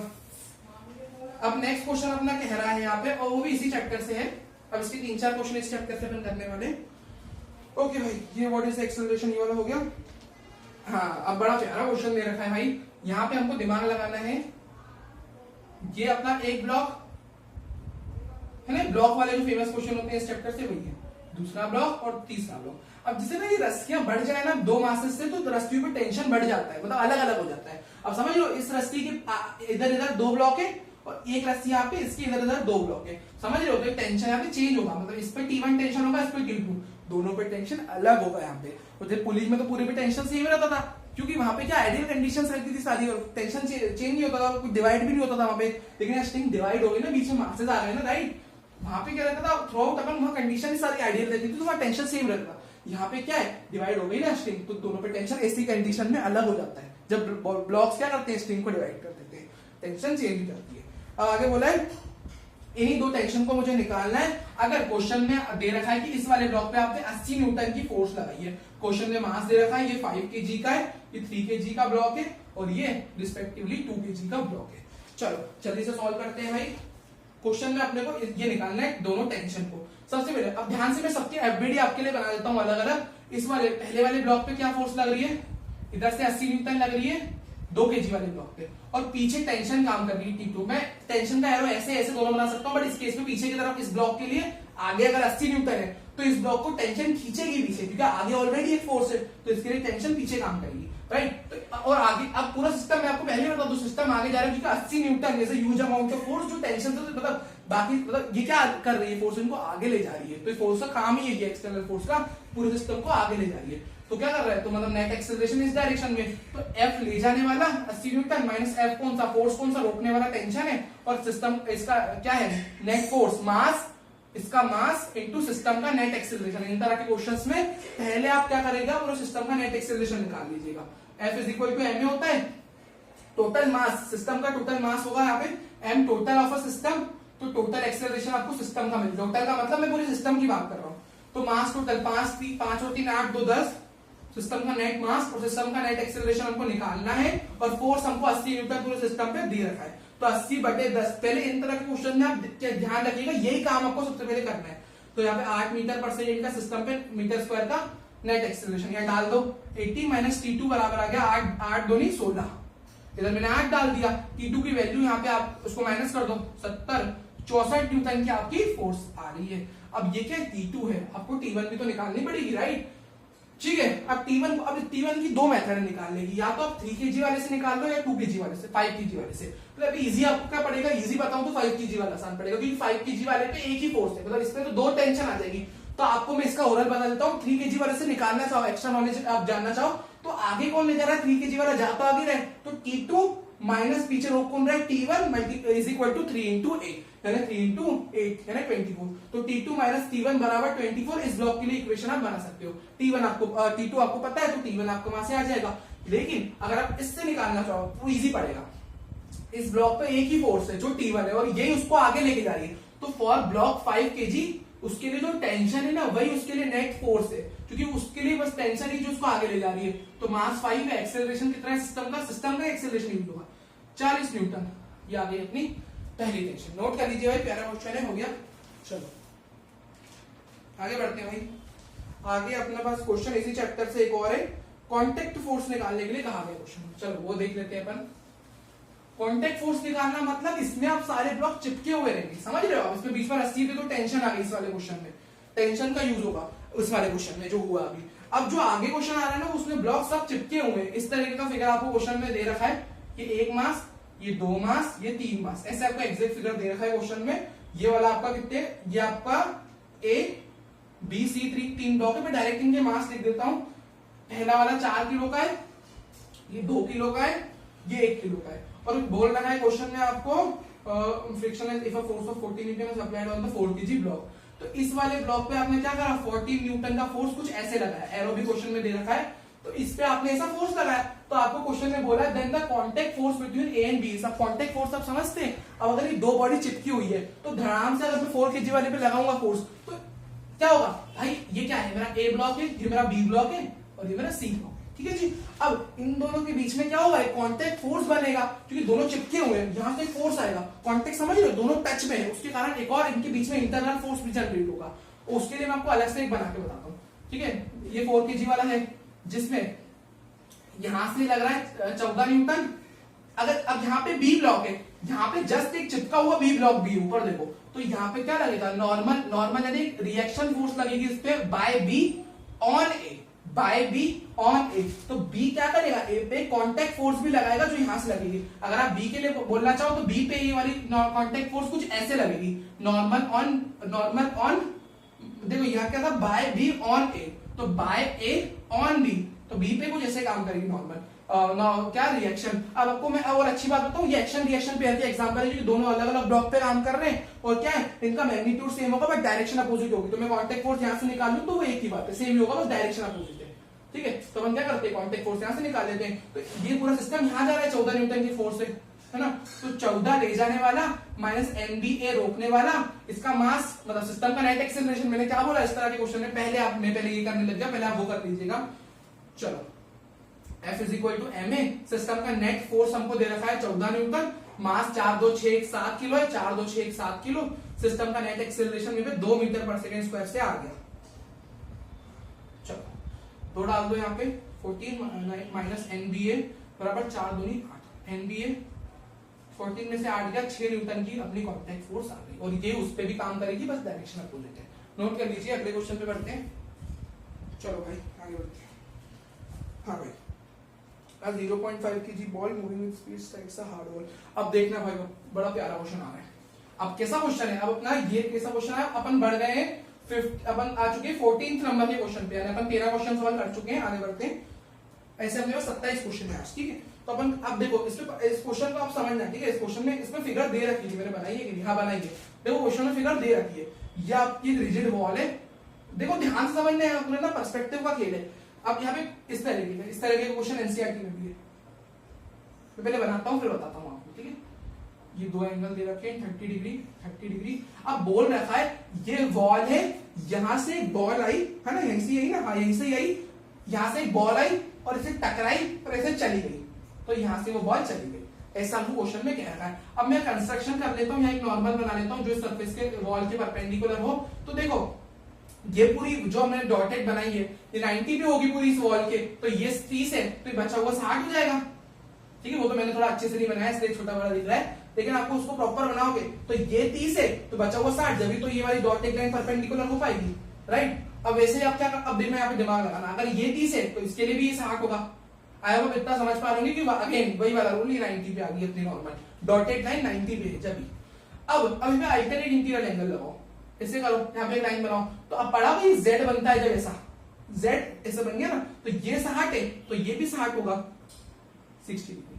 अब इस तरह के क्वेश्चन में आपको ये दिमाग लगाना है कि मोमेंटम जब अपन लिखते हैं ना डेल्टा P, तो उसमें दोनों मोमेंटम की डायरेक्शन अपोजिट होती है, यानी फाइनल मोमेंटम और इनिशियल मोमेंटम हमेशा अपोजिट होते हैं। ये चैप्टर में आपने पढ़ा भी होगा, ठीक है। तो जब एंगल्स पे बात आ जाए तो आपको एक की डायरेक्शन नेगेटिव एक की पॉजिटिव लेनी रहती है। तो ये भी V है और क्वेश्चन में साफ साफ कह रखा है कि वो उसकी वेलोसिटी चेंज नहीं हुई। बोल रखा है कि भाई स्पीड ऑफ 12 मीटर पर second with the same speed वो स्ट्राइक हो गया, मतलब वापस चला गया, यानी 12 मीटर पर सेकंड से आया 12 से चला गया। According to Newton second law of motion force होता है delta V by delta t. इसको लिख लो। अब पहले इसको सॉल्व कर लेते हैं। अब देखो इस तरह के क्वेश्चन में आपको खुद ही से दिमाग लगाना पड़ेगा कि कैसे आपके दोनों मोमेंटम इन शॉर्ट आप समझ लो दोनों वेलोसिटी की डायरेक्शन अपोजिट आ जाए, तो उससे क्या हो जाएगा, मास तो कांस्टेंट रहता है तो मोमेंटम भी अपोजिट आ जाएंगे दोनों। ठीक है, तो ऐसे तो देखो अगर मैं ये कंपोनेंट लूं एंगल, देखो एक तो ये उधर ऊपर वर्टिकल कंपोनेंट आएगा अब इस तरह के क्वेश्चन में ना आपको वर्टिकल कंपोनेंट से कोई मतलब नहीं होता, क्योंकि देखो ना ये कहां जा रहे हैं कंपोनेंट, तो इनसे आपको कोई मतलब नहीं है। अगर आप उधर भी करोगे तो इस तरह के क्वेश्चन में आपको याद रखना है जब अपने वॉल पे हिट करते हैं तो अपने को हॉरिजॉन्टल कंपोनेंट लेके रहना है। ठीक है, तो यहाँ पे अपने को इससे मतलब नहीं रहता, तो अपने को ये वाला कंपोनेंट लेके चलना है। और यहाँ पे ये मेरा क्या हो जाएगा, v cos 60, v sin 60 से कोई मतलब नहीं, क्योंकि ये तो ऊपर जा रहा है, तो ठीक है ये नहीं लेना अपने को। और ये वाला 60 है। अब देखो अगर मेरे को एक कंपोनेंट राइट जाता हुआ मिल गया तो मेरे को दूसरा कंपोनेंट खुद ही दिमाग लगाना है कि मेरे को जिस तरह से कंपोनेंट लूं कि मेरे को दूसरा लेफ्ट में मिल जाए, क्योंकि एक राइट में मिल चुका है। तो देखो इस वाले का अगर ये वाले 60, मेरे को 30 से कोई मतलब नहीं है, 60 वाले एंगल लेना है। तो देखो ये v का नेट, ये मतलब v टोटल मतलब नेट है, तो उसका एक 60 के पास वाला यानी cos कंपोनेंट v cos 60। देखो एक राइट में मिल गया, एक लेफ्ट में मिल गया, तो अगेन आप डायरेक्शन वहां ऑलरेडी लिख सकते हो। तो अब मन से अब ऐसा अब यहाँ को जो डायरेक्शन दिखा दी भाई नेगेटिव पॉजिटिव ले रहे हो, तो वो अपन नहीं करके मतलब अपन ऐसा करते हैं कि भाई दिख जाए वो दोनों अपोजिट, तो बढ़िया आपको पर्सपेक्टिव में रहेगा कि भाई हमने क्यों साइन लगाया, क्योंकि हम देखो एक लेफ्ट में एक राइट में है ना, इसलिए। ठीक है, बाकी इसका भी दूसरा कंपोनेंट ऊपर जाएगा तो अपने को दूसरा कंपोनेंट नहीं लेना, v cos 60 v sin 60 ऊपर आएगा तो वो नहीं लेना अपने को। ठीक है, अपने को cos कंपोनेंट से यहाँ पे डील करनी है। चलो भाई, अब ऊपर अपने को डेल्टा की टाइम तो दे रखा है आपको, डेल्टा पी निकालना है। डेल्टा पी भाई क्या होता है, final momentum minus initial momentum mv। अब देखो यहाँ पे अब ऐसा तिगड़ा लगाओ कि आपका आंसर पॉजिटिव, नेगेटिव में भी आएगा कोई दिक्कत नहीं है। अब यहाँ पे अगर मैं इनिशियल वाले मोमेंटम को नेगेटिव ले तो आंसर मेरा पॉजिटिव आ जाएगा, अगर आप फाइनल को नेगेटिव लोगे तो आंसर नेगेटिव आएगा, बट कोई फर्क नहीं है उससे, चलेगा नेगेटिव जाएगा। तो बट आप क्या करो, पॉजिटिव बना लो तो बढ़िया है ना। देखो mv final momentum minus of initial momentum, और वेलोसिटी दोनों के लिए सेम है, लेकिन माइनस मैंने क्यों लगाया, क्योंकि एक राइट में कंपोनेंट है और दूसरा लेफ्ट में, तो इनिशियल वाला क्या है, इनिशियल वाला राइट में, तो मैंने इनिशियल राइट वाली डायरेक्शन को नेगेटिव ले लिया यहाँ पे और लेफ्ट को पॉजिटिव ले लिया, तो राइट वाला यानी मेरा जो इनिशियल है वो नेगेटिव हो गया है ना, क्योंकि ऐसे आ रही है ना बॉडी इनिशियल ये है। ठीक है भाई, तो यू गेट 2mv, डेल्टा भी आ गया, डाल दो यहाँ पे 2mv, डेल्टा टी आपको देख लो मैं कितना दे रखा है क्वेश्चन में, दे रखा है विच इज 0.25 सेकंड दे रखा है ना आई गेस, हाँ they are in contact for 0.25 seconds. और देखो मास वास भी दे रखा है आपको बॉल का, विच इज इक्वल टू क्या भाई, कहां दे रखा है 0.5, आधे किलो की बॉल है भाई 0.5, और इसकी वेलोसिटी 12 मीटर पर सेकंड से आ रही थी बॉल, मैंने बता ही दिया था आपको जाएगी वो उतने से। ठीक है, काट दो भाई इसको, कैंसिल कर देते हैं भाई, 0.1 0.05 0.2 कैलकुलेशन आप कर लेंगे ना, इसको अपन देख लेते हैं, ये आ जाएगा तो 12 दूनी 24 0.05, ऊपर ले जाओ पॉइंट वगैरह हटा देते हैं अपन, 5 into 10 ये कटेगा इससे, 5 to the 10, ये आ गया अपना 48 न्यूटन का फोर्स आ रहा है। क्या आ रहा है, क्यों निकालना था, ये निकालना था ना, फाइंड द, हाँ आपको ये निकालना था, आपको निकालना था कि भाई what is the average force acting on the wall, 48 newton आ रहा है। आई होप आप प्लीज इसकी एक बार कैलकुलेशन देख लीजिएगा, ठीक है, बाकी तो कंसेप्ट तो यही है, नोट कर लीजिए। सब क्वेश्चन में प्लीज आप मेरे से मिस्टेक हो जाए ना, सॉरी, बट आप कैलकुलेशन देख लीजिएगा, बाकी कंसेप्ट तो सही है ना। तो बढ़ते नेक्स्ट क्वेश्चन की तरफ भाई। अब अगला क्वेश्चन जो है ना, हाँ चलो फाइनली अपने इस चैप्टर के क्वेश्चन हो गए, बढ़ते वर्क पावर एनर्जी पे। Finally work power energy, rotational और ग्रेविटेशन, 3 चैप्टर बचे भाई। अब उन तीनों चैप्टर के जो क्वेश्चंस है, रोटेशन के जो क्वेश्चंस है ना भाई, वो अपन थोड़े ज्यादा लेके आए, मतलब उसमें भी इतने ही लगभग 1-2 क्वेश्चन ज्यादा है, अब वो करेंगे सबसे, लेकिन पहले उससे पहले वर्क एनर्जी पावर। चलो भाई, हाँ अब मास ऑफ 0.5 कीजिए। देखो मैं आपको क्वेश्चन का पर्सपेक्टिव, ऐसे क्वेश्चन बहुत आते हैं, देखो इसके एक और क्वेश्चन भी ऐसा आ सकता है, मैं आपको ये एक करके बताता हूँ, एक और बता देता हूँ। ये बॉल है, मान लो इस बॉल के पास कुछ काइनेटिक एनर्जी है और यहाँ पे एक स्प्रिंग माउंटेड है, तो यहाँ पे क्या होगा भाई, ये बॉल कुछ वेलोसिटी से आएगी और स्प्रिंग से धुड़म से टकराएगी, तो बॉल की काइनेटिक एनर्जी स्प्रिंग की पोटेंशियल एनर्जी में कन्वर्ट हो जाएगी, राइट। तो एनर्जी कंजर्वेशन लगाना है। वही क्या पता आप भाई इस बॉल को अच्छी हाइट से फेंक रहे होते तो रास्ते में भली काइनेटिक एनर्जी आई होती, अगर आप बॉल को यहाँ से फेंकते तो रास्ते में भली काइनेटिक एनर्जी होती, मान लो यहाँ पे कोई स्प्रिंग है, यहाँ पे भली काइनेटिक एनर्जी होती, बट यहाँ पे तो आके उसके पास क्या हो जाती, इसकी पोटेंशियल एनर्जी यहाँ पे फाइनली आके तो यहाँ पे इसकी पोटेंशियल एनर्जी फाइनल में तो स्प्रिंग में कन्वर्ट हो जाएगी ना, इसकी ऊपर वाली पोटेंशियल एनर्जी नीचे आते आते किसमें कन्वर्ट हो जाएगी, स्प्रिंग पोटेंशियल एनर्जी में। तो उसकी एमजीएच वाली पोटेंशियल एनर्जी स्प्रिंग में कन्वर्ट हो जाएगी। तो उसमें क्या करते हैं, एमजीएच बराबर हाफ के स्क्वायर करते हैं, लेकिन यहाँ पे आप हाफ एमवी स्क्वायर बराबर हाफ के स्क्वायर करोगे, एनर्जी का अंदर लिख दीजिएगा the total kinetic energy of the ball is converted into the spring elastic potential energy of the spring, है ना। उधर क्या थी, एमजीएच कन्वर्ट हो रही थी इलास्टिक पोटेंशियल एनर्जी में या काइनेटिक एनर्जी। तो आप लिख दीजिएगा ऐसे, हाफ एमवी स्क्वायर में यहाँ पे बराबर हो जाएगा हाफ के एक्स स्क्वायर के, ठीक है भाई, हाफ से हाफ कटा, एमवी स्क्वायर बराबर के एक्स स्क्वायर हो गया। क्या कर दे रखा है क्वेश्चन में, मास 0.5, वी आपको दे रखा है 50, देखो वी आपको 1.5 दे रखा है, तो 1.5 का स्क्वायर क्या होता है 2.25, के आपको कितना दे रखा है भाई, के आपको दे रखा है 50, एक्स आपको निकालना है। चलो भाई सॉल्व करते हैं, ये कितना हो जाएगा भाई 0.5 into 2.25 divided by 25 is equal to x square. X square कितना हो जाएगा ये 225 इंटू 5 1125, तो इनके पहले पॉइंट 50 एक्स स्क्वायर, ये कितना हो रहा है भाई, देखो नीचे ऊपर से पॉइंट जाके नीचे लगा दो 0, 50 1 2 3 काटो, 25 से काट देते, 25 4 बार में 100 100 100 112, तो इसको अब कर लीजिएगा 100 कितना आ रहा है भाई, पहले 5 से काटते हैं, 5 2 10 5 2 10 5 5 25 5 10 जा 25 से काटो, 25 9 जा 25 400 9/400, तो आपकी x की वैल्यू आ जाएगी 3/20, है ना। तो 3/20 किसमें आएगा आपका आंसर, सब ऐसा ही है ना, सब ऐसा है, तो ये मीटर में आएगा, इसको आप डिवाइड कर लीजिएगा, ठीक है। अगेन कैलकुलेशन देख लीजिएगा, क्वेश्चन हो गया, एलोंगेशन आपको ये कंप्रेशन निकालना था स्प्रिंग में, तो वही आ गया, है ना। अब एक बड़ा प्यारा क्वेश्चन है इस चैप्टर का, काफी इंपॉर्टेंट, विच इज इंटीग्रेशन वाला क्वेश्चन, वो करते हैं भाई। चलो भाई आगे अपने पास जो क्वेश्चन है वो आ रहा है, अब पोजीशन डिपेंडेंट फोर्स दे रखा है आपको, देखो फोर्स की इक्वेशन दे रखी है आपको, एक वेरिएबल फोर्स दे रखा है, तो आप यहां से दिमाग लगा सकते हो इंटीग्रेशन होगा, क्योंकि वेरिएबल फोर्स के द्वारा किया गया वर्क डन क्या होता है, integration of F dot D, है ना भाई। डी क्या वेरिएबल फोर्स को क्या लिखोगे, डी डब्ल्यू, देखो क्या लिख सकते हो भाई, डी डब्ल्यू is equal to F dot d x, variable force तो दोनों साइड इंटीग्रेट ही तो करना पड़ेगा, तो W आपका integration of f dot dx के बराबर हो जाएगा ना, इसका इंटीग्रेट करोगे, लिमिट लगा भी दोगे 0 से W integration of f dot dx क्या होता है, मतलब in short variable work done का फॉर्मूला ये होता है, ठीक है। अब इसमें आपका क्या है, वेरिएबल फोर्स है, बढ़ा दो 7 minus 2x plus 3x square dot dx, sorry dx आएगा। अब क्या कर दो, इंटीग्रेशन को सेपरेट कर दो, 7 डॉट dx इंटीग्रेशन, देखो माइनस बाहर ले लेते हैं ना, देखो 2x से आगे माइनस मैंने बाहर लगा दिया, 2x डॉट dx, इसके आगे प्लस है, तो integration of 3x square dot dx, सबका इंटीग्रेशन कर दो भाई। तो देखो 7 बाहर ले लो, 7 बाहर लोगे तो अंदर क्या बचेगा, इंटीग्रेशन, देखो 7 बाहर लोगे, मैं आपको लिख कर देता हूँ क्योंकि यहाँ पे कैलकुलेशन है ना, इसके लिए 2 बाहर ले लो तो अंदर बचेगा x डॉट, नंबर्स को बाहर ले लो, ठीक है, integration of x square dot dx, right. Work done आपके पास हो जाएगा इंटीग्रेशन ऑफ 1 डॉट dx, भाई देखो सब में आप लगा लो वाली लिमिट, 0 से x तक की लिमिट लगा भी लोगे तो, हाँ मतलब लगा लो यार, सही है, लगाना पड़ेगा, तो यहाँ पे लगा लो, तो 1 डॉट dx क्या हो जाएगा, इंटीग्रेशन x हो जाएगा, x में लिमिट डालो, x माइनस 0 x ही हो जाएगा 7x, okay, 2 as it is रहने दो। अब इसमें क्या हो जाएगा, x स्क्वायर बाई 2 जिसकी लिमिट है 0 से x, 3 जो पावर में 1 की बढ़ोतरी नहीं बनी, पावर नीचे 0 से x, ओके आगे बढ़ते हैं भाई।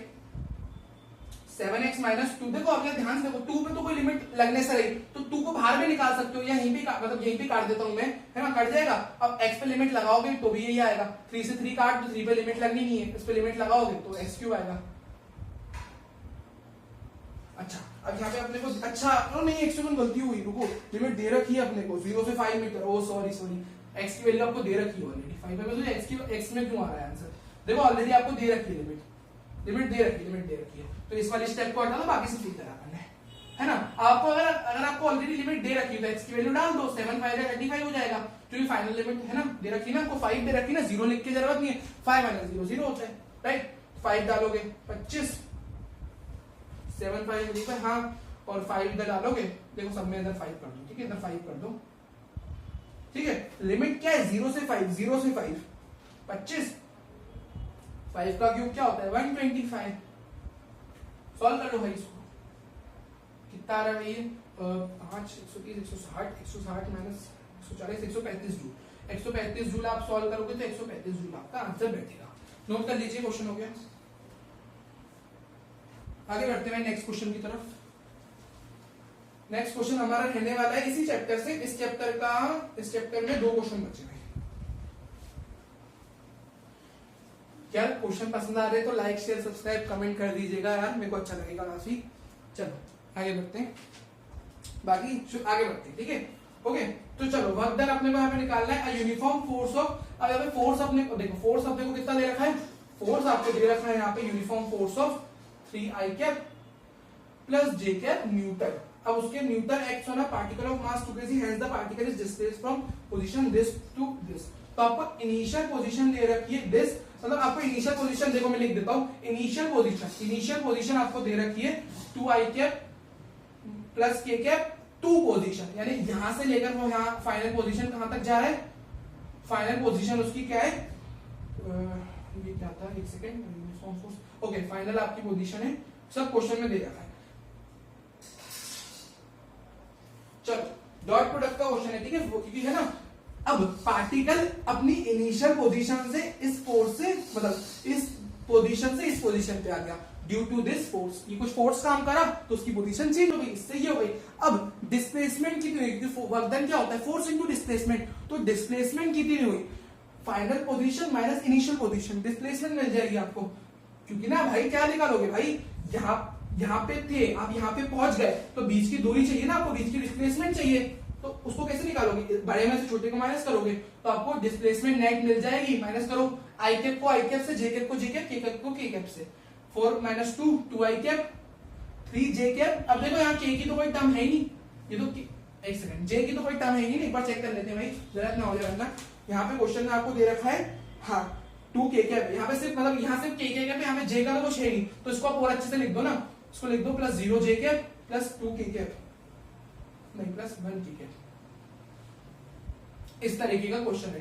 तो 3 × 0, तो जे पे तो 0 है, लिखने की जरूरत नहीं है। 1 1 जा 1, के कैप पे क्या है भाई 2i कैप प्लस के कैप और ये माइनस के कैप, तो ये माइनस का 1 बचे। और यहाँ पे अच्छा यहाँ लगा लो ये माइनस का के कैप, ठीक है। तो मैंने एक बार आपको फिर से बता देता हूँ, ठीक है भाई। 4 - 2 2i कैप 3 -0 करते, ओ सॉरी मल्टीप्लाई थोड़ी करने आएगा ना ये, तो प्लस 3 जे कैप माइनस के कैप प्लस के कैप, तो ये यहाँ पे क्या के कैप पे 0 हो जाएगी, 0 के कैप, ठीक है। क्योंकि मैं इसमें नहीं सॉरी -2 के कैप, यार सॉरी थोड़ी मिस्टेक हो रही है, -2 के। अब मैं आपको फिर से बता देता हूँ, ठीक है। देखो 4i cap minus 2i cap, 2i cap plus 3 जे कैप, इसमें से इसको माइनस कर रहा हूँ, 3 जे कैप माइनस 0 जे कैप, 3 में 0 हो गया, 3 बचेगा, माइनस के कैप माइनस के कैप माइनस 2 के कैप, मैंने ये कहा है। चलो आगे बढ़ते हैं। अब बस आपको वर्क डन क्या होता है, फोर्स डॉट डिस्प्लेसमेंट, तो डॉट प्रोडक्ट करना है दोनों का, 3i कैप प्लस जे कैप प्लस 0 के कैप, उसमें के नहीं है तो 0 लगा दो, डॉट 2i कैप प्लस 3 जे कैप माइनस 2 के कैप, करो भाई मल्टीप्लाई, 3 2 जा। अब यहाँ पे क्या होता है, यहाँ पे आपके यूनिट वेक्टर हट जाते हैं, क्योंकि dot product is a scalar product, तो इसमें ये नहीं आएगा, 3 2 जा 6 हो जाएगा, 3 1 जा 3 हो जाएगा, माइनस 0 हो जाएगा, क्योंकि अब मल्टीप्लाई करें तो 0 हो जाएगा, तो 6 और 3 9 न्यूटन का आपका आंसर आ जाएगा, और क्या कहते हैं 9 जूल का। नोट कर लीजिए, क्वेश्चन हो गया। इस चैप्टर के लास्ट क्वेश्चन की तरफ बढ़ते हैं भाई, चलो फिर आगे अपन रोटेशनल की तरफ बढ़ेंगे भाई, प्यारे प्यारे क्वेश्चन है उसके भी। चलो आगे बढ़ते हैं, नेक्स्ट क्वेश्चन क्या है अपना, एक spring of spring constant 10⁻³ newton metre is stretched initially 4 cm from the unstretched position, how much the work required to stretch it further by 5 cm। ध्यान समझना, आपके पास एक स्प्रिंग है, ये आपकी स्प्रिंग है, ठीक है, जो ऑलरेडी मतलब मान लो ये इसकी मीन पोजीशन थी, तो ये ऑलरेडी उससे 4 सेंटीमीटर मतलब एकदम मीन पोजीशन से 4 सेंटीमीटर स्ट्रेच्ड है ऑलरेडी, ये इसकी मीन पोजीशन है, ठीक है, मतलब एक सेकंड यहाँ नहीं, ये इसकी मीन पोजीशन है, ठीक है। तो अपनी मीन पोजीशन से ऑलरेडी 4 सेंटीमीटर खींची हुई है from the unstretched position, how much work done to required stretches by further 5 centimetre. तो 4 सेंटीमीटर ऑलरेडी खींची हुई है, इसको और 5 सेंटीमीटर आपको खींचना है, और 5 सेंटीमीटर खींचोगे तो टोटल कितना खींच गया 9 सेंटीमीटर। अब मेरी बातों को आप ध्यान से सुनना, ठीक है, एकदम मेरी बातों को ध्यान से सुनना, ठीक है। 4 सेंटीमीटर ऑलरेडी है, 5 सेंटीमीटर मैंने और खींच दी। अब इस पे मैंने कुछ एक्सटर्नल वर्क किया होगा उसको खींचने में, जो एक्सटर्नल वर्क इसकी पोटेंशियल एनर्जी में स्टोर हो गया होगा, यानी इसकी इलास्टिक पोटेंशियल एनर्जी में स्टोर हो गया होगा, विच इज हाफ के एक्स स्क्वायर। ठीक है, तो वो पोटेंशियल एनर्जी देखो, मेरे को क्या निकालना है यहाँ पे, मेरे को निकालना क्या है पहली बात तो भाई, द वर्क डन इन, क्या निकालना है यहाँ पे, मुझे निकालना है how much work required to stretch, work ही निकालना है। तो वर्क कैसे निकलेगा, जो वर्क हमको निकालना है वो डेल्टा यू के बराबर होगा, क्योंकि मैंने जो काम करा है यहाँ पे, यहाँ पे कंजर्वेटिव फोर्स का काम नहीं है, तो यहाँ पे डेल्टा यू का नेगेटिव नहीं आएगा। ये एक्सटर्नल फोर्स मैंने जो खींचा तो उसकी पोटेंशियल एनर्जी में स्टोर हो गया, तो यहाँ पे नेगेटिव नहीं आएगा, क्योंकि कंजर्वेटिव वाले को नेगेटिव आता है, work done by conservative minus delta U होता है। लेकिन यहाँ एक्सटर्नल फोर्स से मैंने खींचा है ना, तो पहले भाई मैंने 4 सेंटीमीटर खींचा एक्सटर्नल फोर्स, कुछ स्टोर हुई एनर्जी, जो मैंने वर्क करा वही एनर्जी स्टोर हुई, मैंने और 5 सेंटीमीटर खींचा और एनर्जी स्टोर हो गई। ठीक है, तो वही जो मैंने वर्क किया वही उसकी चेंज इन पोटेंशियल, उसकी पोटेंशियल एनर्जी चेंज आएगी। इनिशियल उसके पास कोई पोटेंशियल एनर्जी नहीं थी, फाइनल उसके पास काफी पोटेंशियल एनर्जी आ जाएगी, कि मैंने खींच दिया उसको, तो उसमें स्टोर अनस्टेबल हो गई इसलिए, तो उसमें पोटेंशियल एनर्जी आ जाएगी, उस पे पोटेंशियल एनर्जी आ जाएगी। तो हाफ के एक्स फाइनल का स्क्वायर, हाफ के तो कांस्टेंट होगा, तो मैं कैसे निकालूंगा, इलास्टिक पोटेंशियल एनर्जी का फॉर्मूला हाफ के एक्स स्क्वायर, हाफ के मेरा कॉमन आ जाएगा, एक्स फाइनल का स्क्वायर माइनस एक्स इनिशियल का स्क्वायर, हाफ के आपको कितना दे रखा है भाई, कि मैं देख लेता हूं कितना दे रखा है, क्वेश्चन में गिवन होगा भाई, कि आपको दे रखा है स्प्रिंग कांस्टेंट 1000 न्यूटन दे रखा है आपको, 10 टू द पावर 3 दे रखा है, 1000 लिख लेते हैं। फाइनल, अब ध्यान से सुनना, फाइनल आप कोई एक नहीं रखोगे, फाइनल जब आप उसको पकड़ के खड़े हो, तो 4 खींच चुके हो, 5 और खींच दिया, तो जब पकड़ के खड़े हो ना, तो 9 सेंटीमीटर खींच चुके हो उसको ऑलरेडी, तो फाइनल जब आपने खींचना उसको बंद कर दिया, तो 9 सेंटीमीटर खींच चुके हो, तो ऑलरेडी 9 खींच चुके हो, तो 9 का स्क्वायर कितना, अब 9 सेंटीमीटर, उसको मीटर में कन्वर्ट करना मत भूलना। ठीक है, यहाँ पे सब क्योंकि के वगैरह सब ऐसा ही यूनिट में, तो 0.09 उसका स्क्वायर करोगे, 0.09 का आपको यहाँ पे स्क्वायर करना पड़ेगा। इनिशियल क्या आती, अब इनिशियल जब 5 सेंटीमीटर नहीं खींचा था भाई, वो आगे की बात है, 4 सेंटीमीटर खींच के रखा, आगे की बात है वो देखे ही जाएगा, लेकिन अभी आप उसको 4 सेंटीमीटर खींच के रखा हुआ है, तो इनिशियली आपने 4 सेंटीमीटर सिर्फ खींचा हुआ था, तो वो क्या हो जाएगा, 0.4 को करो मीटर में कन्वर्ट, 0.0 पर अच्छे से लिख दीजिएगा। ठीक है, ओके भाई, इसका स्क्वायर, इसको डिवाइड करोगे 500 बचेगा, 9 जा कितना होता है, 9 जा होता है 81। ठीक है, अब 2 के पहले पॉइंट ऑलरेडी को कितने, 4 के पहले पॉइंट आ जाएगा, है ना, आयो कैलकुलेशन तो आप कर लेंगे। ठीक है, तो वापस 4 के पहले पॉइंट आ जाएगा, 500 माइनस कर दीजिए 0.0081,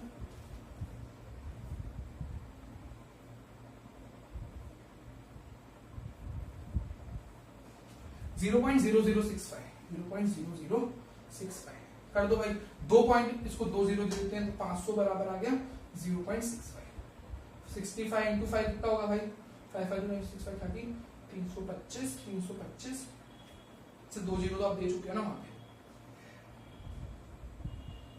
0.6 325 2 के 3.25 जूल। प्लीज यार कैलकुलेशन देख लीजिएगा, 3.25 जूल आ रहा है मेरे हिसाब से, तो कैलकुलेशन देख लीजिएगा, ये आंसर आ रहा है। ठीक है, नोट कर लीजिए, आगे बढ़ते हैं।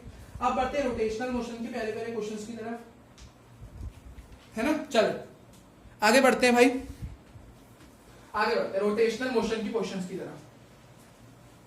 अब हम करेंगे रोटेशनल मोशन के क्वेश्चन, जिसमें पहला क्वेश्चन अपना पैरेलल एक्सिस थ्योरम के ऊपर है भाई। चलो, क्वेश्चन में बोल रखा है कि moment of inertia of a uniform rod of length L and mass m about an axis passing through L/4 perpendicular to its length. तो देखो आपके पास एक रॉड है, ये एक रॉड है आपके पास, रोटेशन की क्वेश्चन। ठीक है, रॉड है आपके पास ऑफ लेंथ एल, इस रॉड की पूरी लेंथ एल है, क्वेश्चन में दे रखा है, मास इसका पूरा m है, about an axis passing through L/4 from one and, है ना। अब इसका आधा हिस्सा, यानी ये यहां से मान लो इसका मिड पॉइंट है, तो ये L/2 होगी, ये आधी क्या होगी L/2, है ना। तो आपको निकालना क्या है यहाँ पे, मोमेंट ऑफ इनर्शिया निकालना है about an axis L/4 from one and. तो L/2 का आधा, L/2 का भी आधा होता है L/4, तो आपको इधर निकालना है, इस एक्सिस के अबाउट, सीधा बना लेता हूं आपको, about an axis passing through L/4 भाई, मतलब यहां से आपको निकालना है। अब ये दूरी L/4 पे, ये वन एंड ले लिया आपने, ये वन एंड ले लिया रॉड का, उस वन एंड से L/4 दूरी पे आपकी एक्सिस है, जिसके अराउंड आपको मोमेंट ऑफ इनर्शिया निकालनी है। इस रॉड का सेंटर आपका L/2 पे रहेगा, और आपको निकालनी है L/4 के अबाउट है, उधर भी ले सकते हो L/4, अपने इधर भी है, तो इस एक्सिस जो डॉटेड एक्सिस है, इसके अबाउट इसकी मोमेंट ऑफ इनर्शिया निकलेगी। अब आपको अच्छे से पता होगा, जो हमारी सेंटर से पास होने वाली ICO में, वो इस रॉड के लिए क्या होगी, वो होती आई सेंटर ऑफ मास से जो पास होने, मतलब जो कुल मिला के तो यहाँ से पास हो रही है मिडल से, उसके लिए सेंटर से पास होने वाली रॉड के लिए मोमेंट ऑफ इनर्शिया होता है ml²/12। ठीक है, अब आपको क्या करना है, इसको निकालना है। अच्छा जी, ओके। अगर आप इसको वैसे, अब मैंने इसको लेफ्ट में ले रखा है, साइन वाइन की कोई बात नहीं होती है इधर। यहाँ पे अगर आप राइट में भी लोगे तो सेम आंसर आएगा, लेफ्ट में भी लोगे तो भी सेम आंसर आएगा। तो यहाँ पे क्या हो जाएगा, वो तो एक ही बात है। मैं निकाल रहा हूँ आई पैरेलल एक्सिस में क्या होता है, आई COM, यानी आई जो सेंटर से यहाँ पे पास हो रही है, आई COM का मेरा मतलब है जो यहाँ से पास हो रही है, in short, plus md², D यानी डिस्टेंस बिटवीन जो सेंटर ऑफ मास वाली, मतलब सेंटर ऑफ मास से आप ये समझिए जो यहाँ से पास हो रही है, ऐसी वाली। तो इससे जो सेंटर वाली एक्सिस है उससे कितनी दूरी है, वो डी है। आई एट सेंटर वाली लिख देता हूँ यार, मैं एकदम प्रिसाइजली लिख रहा हूँ, जो एकदम सेंटर से पास हो रही है तो वो लिख देता। COM भी लिख लो, कोई दिक्कत नहीं है वैसे। तो सेंटर से ml²/12, सेंटर लिख लेते हैं ना अपन, वो ज्यादा ठीक है। ठीक है, तो ml²/12 प्लस md क्या है यहाँ पे, देखो डिस्टेंस, दोनों के बीच की डिस्टेंस कितनी है, l/2। आपको किसकी डिस्टेंस चाहिए, इन दोनों के बीच की डिस्टेंस चाहिए, इन दोनों के बीच की, एक डॉटेड वाली एक पक्की वाली लाइन। तो दोनों के बीच की दूरी कितनी है, पूरा l/2, l/4 ये चला गया तो बचा कितना, l/2, l/4 बचा। समझ रहे मैं क्या कह रहा हूँ, पूरा l/2 था, l/4 यहाँ चला गया, बचा कितना, l/2। और मतलब l/4 समझ रहे हो, पूरी l/2 है, पूरी ये आधी लेंथ कितनी है, l/2, जिसमें तो l/4 ये चली गई, बची कितनी, l/4। ठीक है, ml²/12, ml²/16, एलसीएम ले लो, इसका एलसीएम कितना आ रहा है, एलसीएम इसका आ जाएगा 12 और 16, 4 4 12, 2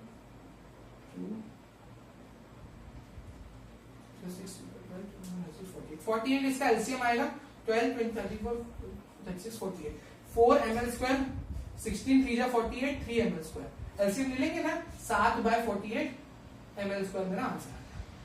ये आ गई अपनी required moment of inertia, note कर लीजिए, हो गया क्वेश्चन। पहले नेक्स्ट क्वेश्चन पे बढ़ते हैं। नेक्स्ट क्वेश्चन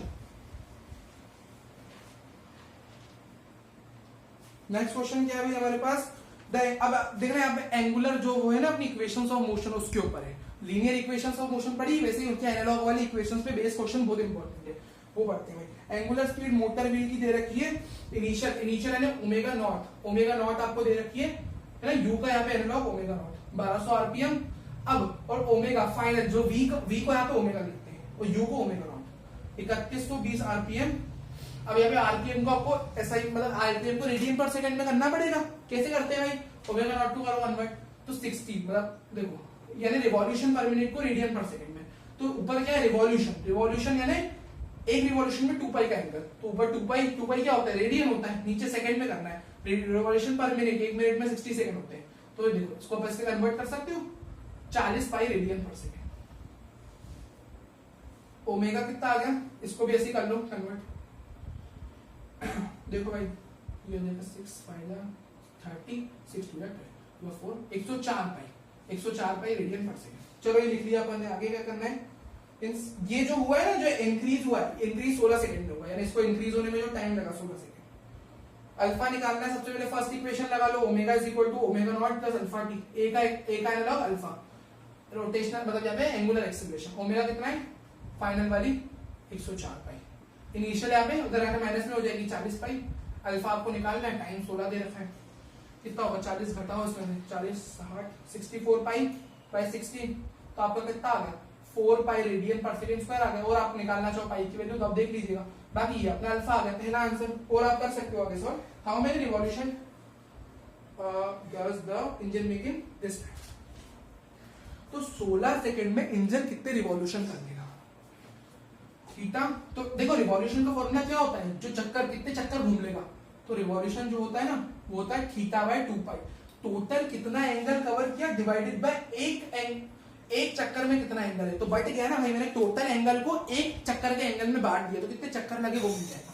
तो पहले थीटा चाहिए रहेगा ना उसके लिए, तो ओमेगा नॉट टी क्या लिखोगे, omega naught T plus half alpha T square, वही एनलॉग कर दी बस मैंने वही वाली इक्वेशन में, omega naught T plus half alpha, ठीक है जी, अल्फा टी स्क्वायर यानी 16 का स्क्वायर होता है 256, मैं डायरेक्ट लिख दिया, काटो उसको 1 2 8, ठीक है भाई। 40 16 48 480 मैं कैलकुलेट कर रहा हूँ, ठीक है। 4 पाई इंटू 128 थीटा बराबर 480 प्लस 128 इंटू 4 512 पाई। यार एक सेकंड, ये 40 पाई होगा ना यार, ये क्या कर रहा हूँ मैं, पाई आएगा ना, तो 480 16 32 48 64, ओहो यहाँ 64 आएगा, 640 पाई। 16 4 64 होता है ना, 640 पाई 645 640 पाई प्लस 512 पाई, 2 4 5 6 5 1152 पाई, ठीक है। अगर मैं डायरेक्ट पाई में डालो ना, पाई से पाई कट जाएगा, 1152, क्योंकि अपने को फाइनल आंसर ये चाहिए ना, 1152 पाई बाय 2 पाई, काटोगे 500 500 576 करीबन आपके इवोल्यूशन 576 आ रहे हैं।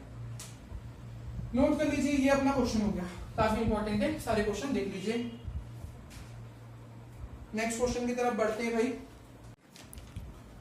चलिए भाई आगे क्वेश्चंस की तरफ चलते हैं। अब आता है अपना मैकेनिकल इक्विलिब्रियम का क्वेश्चन। सबसे पहले यहाँ पे क्वेश्चन में बोल रखा है एक मीटर स्टिक है, मीटर स्टिक का मतलब 1 मीटर लंबी स्टिक, मतलब 100 सेंटीमीटर।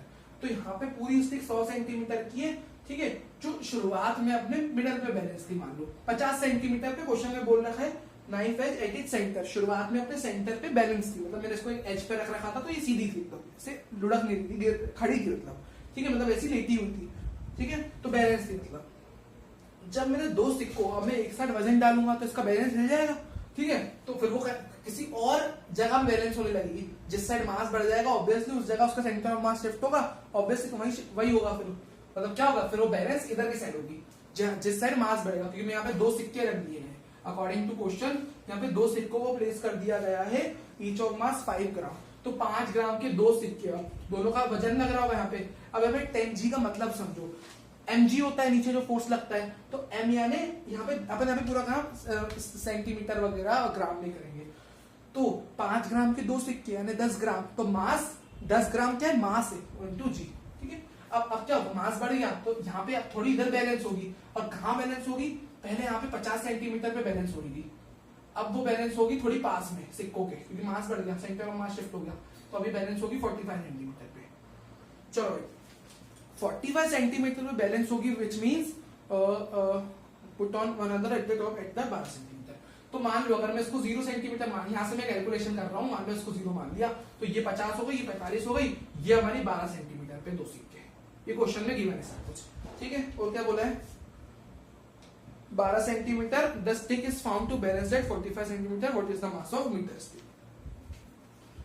मीटर स्टिक का आपको मास निकालना है। अब देखो इसका जो mg है वो तो इसके सेंटर पे ही काम करेगा ना, वो तो इसके सेंटर पे, वो थोड़ी ना चेंज हो जाएगा, वो तो इसके सेंटर पे ही काम करेगा, which is equal to mg, एस तो नहीं, वो यहाँ शिफ्ट होगा, वो नहीं हुआ, वो यहीं पे काम करेगा, ठीक है। अब देखो, अब वो अलग बात है कि अब वो यहाँ पे बैलेंस हो रही है, लेकिन mg ही लगेगा, ठीक है, अब mg यही लगेगा। अब यहाँ पे देखो, सबसे पहले आप यहाँ पे आपको टॉर्क को बैलेंस करके आंसर निकालना है। तो अब अगर मान लेते हैं अपने को फाइनल में क्वेश्चन में बोलते हैं 45 सेंटीमीटर पे स्टिक बैलेंस हो रही है, मतलब इसका एंटी क्लॉकवाइज और क्लॉकवाइज टॉर्क बराबर होगा, मतलब स्टिक ना तो ऐसे घूम रही है ना तो ऐसे घूम रही है, तो यहाँ मास बढ़ गया हो सकता है ना ऐसे घूम जाती, लेकिन नहीं घूम रही है, यहाँ से भी नहीं घूम रही है, मतलब इसका टॉर्क बैलेंस है। यानी ये वाला जो एरो है ये उसको ऐसे लेके जाता, अगर यहाँ अगर घूम रही होती तो ये कैसा है, क्लॉकवाइज है, मतलब ये कैसा एंटी क्लॉकवाइज है, तो टॉर्क एंटी क्लॉकवाइज का शॉर्ट में लिख रहा हूँ बराबर हो गया टॉर्क क्लॉकवाइज के, जब तो ये अब बैलेंस हो गई 45 सेंटीमीटर पे, ठीक है। तो क्लॉकवाइज है ना ये वाला, जो अब ये वाला mg, दूसरा फोर्स, एक फोर्स 10G है, एक mg है, ठीक है, दो ही तो फोर्स है, तो ये वाला फोर्स को क्लॉकवाइज लेके जाता, बट अब दोनों जगह नहीं घूम रही क्योंकि बैलेंस हो रही है, ठीक है। टॉर्क क्या होता है, r परपेंडिकुलर इनटू f, यानी परपेंडिकुलर डिस्टेंस मल्टीप्लाई करूंगा f से, यहाँ पे बहुत सारे फॉर्मूले होते हैं टॉर्क के, ठीक है। तो परपेंडिकुलर मतलब अब इसके लिए अब मैं ये एंटी क्लॉकवाइज को सिक्के प्रोड्यूस कर रहे हैं, तो सिक्के अब अपने को क्या कौन सी जगह लेके चलनी है, अब जहां बैलेंस हो रही है ना वो हमारे लिए पोजीशन है, वहां से हम सारे डिस्टेंसेस को, अब भाई वहां पे एक तरह से हमारे लिए एक्सेस हो गई ना, तो वहां से मेजर करेंगे, तो अब वो वहां बैलेंस हो चुकी है तो ऑब्वियसली आप वहीं से अब इसको नहीं करोगे ना, पर आप जहां बैलेंस हो रही है उससे कितनी दूर पे आपके फोर्सेस लग रहे हैं, सिंपल। तो जहां बैलेंस हो गई आपकी तो वहां से लोगे ना भाई। तो पहले अपन सिक्कों के लिए बात कर रहे हैं, तो भाई देखो ये पूरा 50 है, ये 12 है, तो 50 में से नहीं, एक सेकंड, नहीं ये पूरा 45 है, क्योंकि ये छोटी सी वाले ट्रायंगल को देख रहे हो ना, इसको बैलेंस को देख रहे हो ना, तो ये पूरा 45 है, 12 इसमें से गया, बचा कितना, 45 में से 12 गया 33 सेंटीमीटर, है ना। 45 में से 12 गया, 33 बचा कि नहीं बचा, 40 ओ नहीं 45 में से 12 गया, हाँ 33 बचा। तो यानी इसकी आर जो है वो 33 सेंटीमीटर है। और परपेंडिकुलर फोर्स आर अपन ने ये निकाल ली, देखो ये आर हो गया और ये perpendicular force which is 10G, देखो बन भी रहा है इनके बीच में 90। अब दूसरे वाले के लिए ये 45 से लूंगा मैं, तो ये मेरी क्या हो गई, ये देखो ये मेरी हो जाएगी आर और परपेंडिकुलर, तो ये मेरी परपेंडिकुलर डिस्टेंस, ठीक है, मेरी परपेंडिकुलर डिस्टेंस और ये फोर्स, यानी आर, ये आर हो गई मेरी, ये मेरी जो मैंने डार्क कराया है वो मेरी आर है और ये फोर्स है। देखो दोनों के बीच में 90 भी बन रहा है, तो परपेंडिकुलर होनी चाहिए। तो आर परपेंडिकुलर कितनी है भाई, कैलकुलेट करते हैं भाई। देखो कितना होगा ये अपना, ये कितना है पूरा, हाँ तो देखो ये पूरा 50 सेंटीमीटर है और जिसमें से 45 गया, तो यानी ये mg लग रहा है 50 पे और ये 45 पे बैलेंस हो रही है, तो बचा 5 का गैप है दोनों के बीच में भाई। 50 पे थी और 45 पे बैलेंस हो रही है, तो 50 और 45 के बीच में कितना गैप हो गया, 5 का। और फोर्स क्या mg है, आपको ये m ही निकालना है यहाँ पे। देखो क्या क्या कैंसिल हो रहा है, g से g काट दो, आपको m निकालना है, तो 33 इंटू 10/5, तो आपकी 66 ग्राम की, 66 ग्राम की आपकी रॉड है, जो भी स्केल है ना। तो हम सभी सीजीएस में लेके चल रहे थे, तो ये आ गया आंसर, नोट कर लीजिए। बढ़ते हैं भाई नेक्स्ट क्वेश्चन की तरफ। चलिए कुछ क्वेश्चंस बचे हैं बस अपने पास, अब जल्दी से कंप्लीट करते हैं उनको भी, बढ़िया समझेंगे। अरे भाई आगे ओके, अब बढ़ते हैं अपन, हाँ फिर काफी प्यारा एनसीईआरटी का क्वेश्चन है, तगड़ा क्वेश्चन है, ध्यान से देखना। थोड़ी अपन कैलकुलेशन भी नहीं कर रहे, सो दैट अपनी वीडियो क्रिस्प रहे अपनी, तो बाकी मैं आपको ऐसे बता रहा हूँ, ठीक है। तो आप कैलकुलेशन थोड़ी देख लीजिएगा, बाकी मैं मैक्सिमम ट्राई करूंगा कर लो। देखो ये अपनी एक गाड़ी है, मान लो क्वेश्चन में बोल रखा है ये अपनी एक गाड़ी है।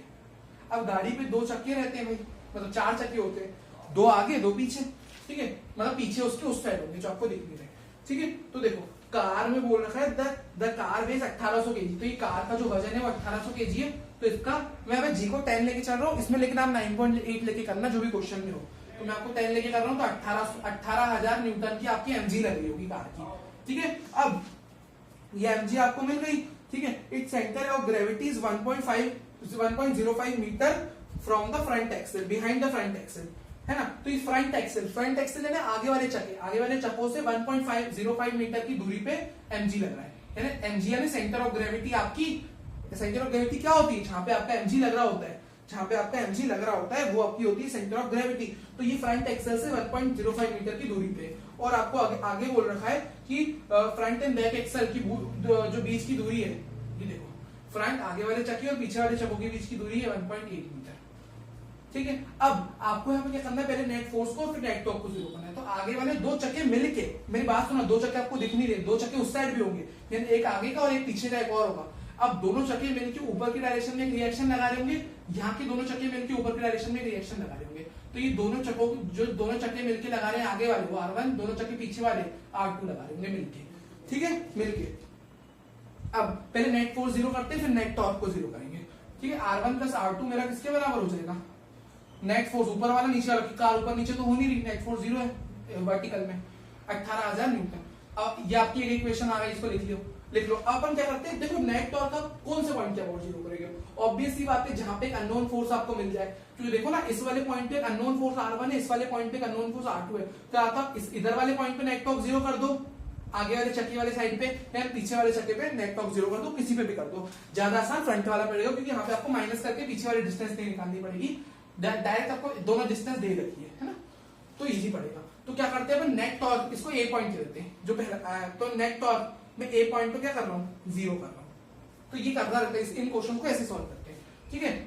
और वैसे भी नेट टॉर्क अगर आप इस पॉइंट पे 0 करोगे तो उससे आपको क्या मिल जाएगा, आपको एक अननोन फोर्स मिल जाएगा, ठीक है। तो नेट टॉर्क कैसे 0 करोगे, देखो फोर्स इनटू परपेंडिकुलर डिस्टेंस। अब देखो इसी पॉइंट के ऊपर ही तो R1 काम कर रहा है, टॉर्क क्या होता है, R क्रॉस F, यानी R मतलब R और F बीच में। देखो अब R तो कुछ है ही नहीं R1 वाले फोर्स के लिए, क्योंकि इसी एक्सिस के ऊपर थी, तो इस पे मैंने एक्सिस मानी है, राइट, इसी वाले पे मैंने एक्सिस मानी है, और इसी पे तो कोई डिस्टेंस है ही नहीं ना, इसी के ऊपर जैसे R1 काम कर रहा है, तो कोई R तो मिला ही नहीं, R 0, तो F क्रॉस R या F इंटू R, जो भी फॉर्मूला लगाओ, तो मल्टीप्लाई करोगे तो 0 आ जाएगा ना टॉर्क इस पॉइंट पे, तो बाय R1 फोर्स।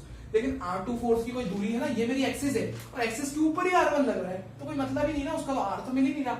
कोई दूरी तो मिलेगी नहीं, लेकिन हाँ अगर ये एक्सिस है तो इससे 1.8 मीटर दूरी पे दूसरा वाला फोर्स काम कर रहा है, तो उससे आपको देखो नेट ये भी एक टॉर्क जनरेट करेगा, ये भी एक टॉर्क जनरेट करेगा ना, तो इसका अगर जीरो हो गया, ऊपर लगने वाला एक फोर्स का टॉर्क जीरो हो गया, तो दूसरा तो बाकी है, तो ये R1 का जीरो हो गया, प्लस R2 का तो कुछ ना कुछ टॉर्क है ना, R2 का तो कुछ ना कुछ टॉर्क है ना, at the distance of 1.8 metre.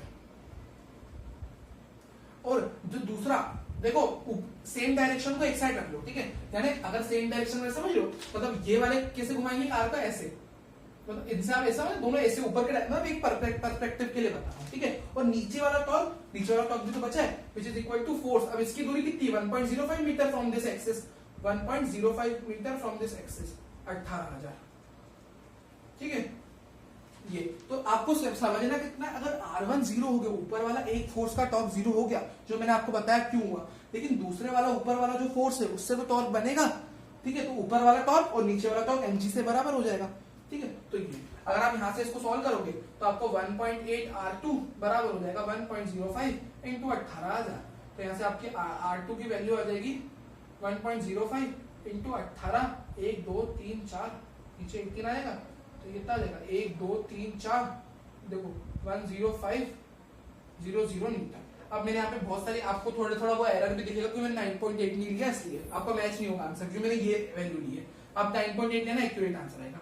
18,000 में से मैं 10,500 को माइनस कर दूंगा, तो मेरा आ जाएगा 7,500 न्यूटन का दूसरा फोर्स। अब इसको 9.8 लेके एक्यूरेट करना, दोनों नॉर्मल रिएक्शन आ गई। अब यहाँ पे एक प्रिकॉशन आपको ये रखनी है कि ये जो नॉर्मल रिएक्शन आई है दोनों पीछे वाले चक्कों के द्वारा लग रही है, दोनों, और ये वाली नॉर्मल रिएक्शन, मतलब एक सेकंड, या R2 है तो ये R1 होगी, सॉरी ये R1 होगी, तो R1 तो मैंने क्या करा, R2 को वहां माइनस में भेज दिया, R2 को वहां माइनस में भेज दिया, ठीक है। तो R1 क्या, ये दोनों चक्कों के द्वारा लग रही है आगे वाले, और ये दोनों चक्कों पीछे वालों के द्वारा लग रही है, लेकिन आपको बोला है हर एक आगे वाला चक्का और हर एक पीछे वाला चक्का, यानी ये दोनों के द्वारा है, आपको एक चक्के के लिए निकालनी है, तो R1/2 करना पड़ेगा, विच इज इक्वल टू, तो डिवाइड कर दो 2 से, 2 दिया 6, 7 जा 14, 5, 3750 मीटर।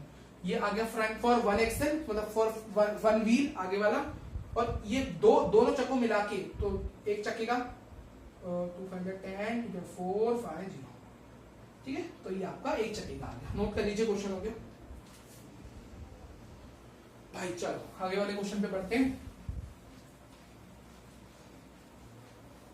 अब अपना नेक्स्ट क्वेश्चन भाई कौन से चैप्टर का है, लास्ट क्वेश्चन पे बढ़ते हैं, रोटेशनल मोशन के। लास्ट क्वेश्चन इस चैप्टर से जो है वो क्या है, रोप इज वाउंड राउंड, ये तो थोड़ा आसान है, देखना। अब आपके पास एक, देखना इसको, इस क्वेश्चन की पर्सपेक्टिव समझना। आपका एक हॉलो सिलेंडर कुछ इस तरह रखा हुआ है जिससे एक ऐसी रस्सी बनी हुई है। अब ध्यान समझना, मैं आपको देखना समझाता हूँ। A rope is wound around a hollow cylinder of mass 3 kg, ये 3 kg का सिलेंडर है, रेडियस 40 सेंटीमीटर, तो इसको मीटर में कर दो, रेडियस जो हो जाएगी आपकी 40/100 0.4 मीटर, ठीक है, 0.4 मीटर हो जाएगी। उसके बाद of mass region radius, what is the angular acceleration of the cylinder if a rope is wound pulled with a force of, देखना।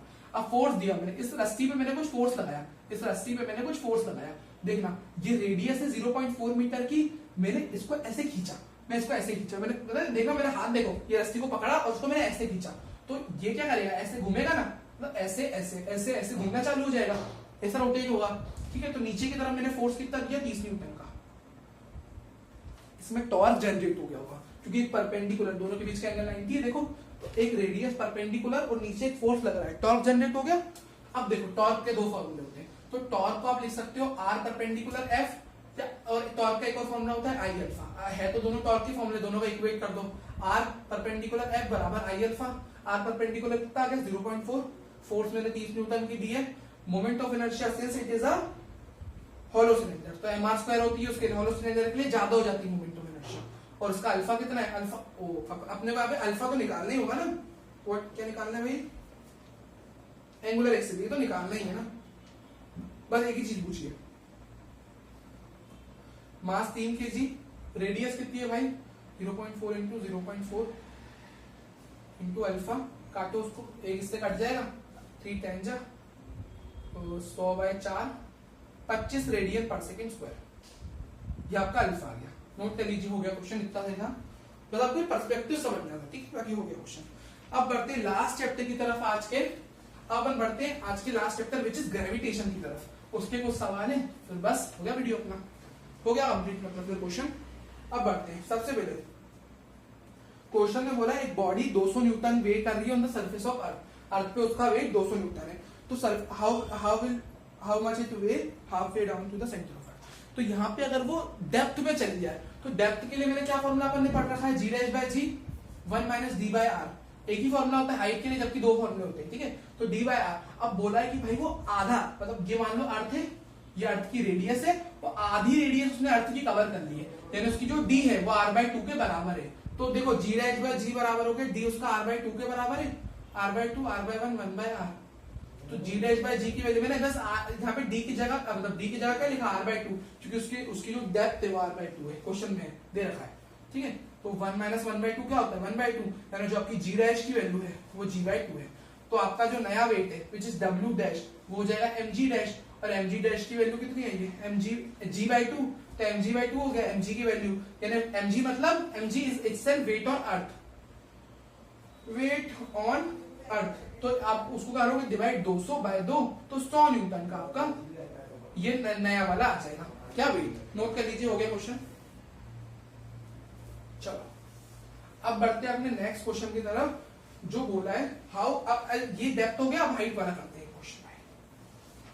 हाइट वाला एक क्वेश्चन देख लेते हैं, जिसमें if a person goes to height equal to twice the radius of earth. देखो comparable height आ गई, radius की भी डबल चला गया, मतलब कितनी बड़ी हाइट पे चला गया। तो कौन सा फॉर्मूला होगा, अगर छोटी हाइट होती g dash by g 1 minus 2h by r वाला लगता, पर यहाँ पे कंपेरेबल हाइट है तो ये फॉर्मूला लगेगा which is r square by r। इसकी डेरिवेशन सब है चैनल पे, ठीक है, आप देख लीजिएगा ये। अब देखो जी डैश बाय जी आपको क्या बोला, if a person goes to height equal to twice the radius of earth. तो हाइट आपको 2r के बराबर दे रखी है, बोला है कि भाई दुगनी ऑफ रेडियस हाइट पे चला गया, r square by r plus 2r, height आपको 2r दे रखी है।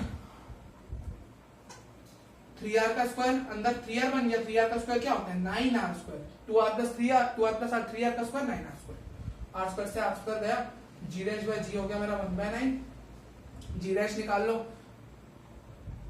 तो मेरा g डैश आ गया g बाय 9। अब मुझे निकालना क्या यहाँ पे भाई, क्वेश्चन में बोल रखा है how it is weight relative to on the surface of earth. तो मतलब अर्थ पे इसका क्या वेट था, अर्थ का इसका जो वेट है पहले वो निकाल लेते हैं ना। अच्छा what would be its weight relative to the earth बोला है ना, तो डायरेक्ट आप पहले w डैश निकाल लो, तो वो हो जाएगा mg डैश, यानी हाइट पे वेट निकाल रहे हैं, पर उसकी जो हाइट है वहां पे नया वेट, तो mg बाय 9, g डैश की वैल्यू डाल दी मैंने mg बाय 9, और mg क्या है वेट ऑन सरफेस, mg क्या मैंने m तो कांस्टेंट रहेगा, मास कांस्टेंट रहता है, g यहाँ पे नॉर्मल वाला आ गया, g डैश नहीं g है, यानी वेट ऑन अर्थ है। और ये तो मतलब हमको पता चल गया कि भाई उसका वेट 1/9 हो जाएगा, उसका ग्रेविटी कम हो जाती है, डेप्थ पे भी हाइट पे भी, सरफेस पे मैक्सिमम रहती है, तो ग्रेविटी कम हो गई तो मास तो कांस्टेंट रहता है, तो जी पे डिपेंडेंसी, जी कम तो वेट कम। देख लीजिए हो गया क्वेश्चन। आखिरी के 2 क्वेश्चन बचते हैं अपने, प्यारे प्यारे क्वेश्चन भाई जोड़ो, आखिरी वाला तो बहुत धमाकेदार क्वेश्चन है। चलो करते हैं आगे 2 क्वेश्चन को। अब आखिरी के जो 2 क्वेश्चन है ना वो देखिए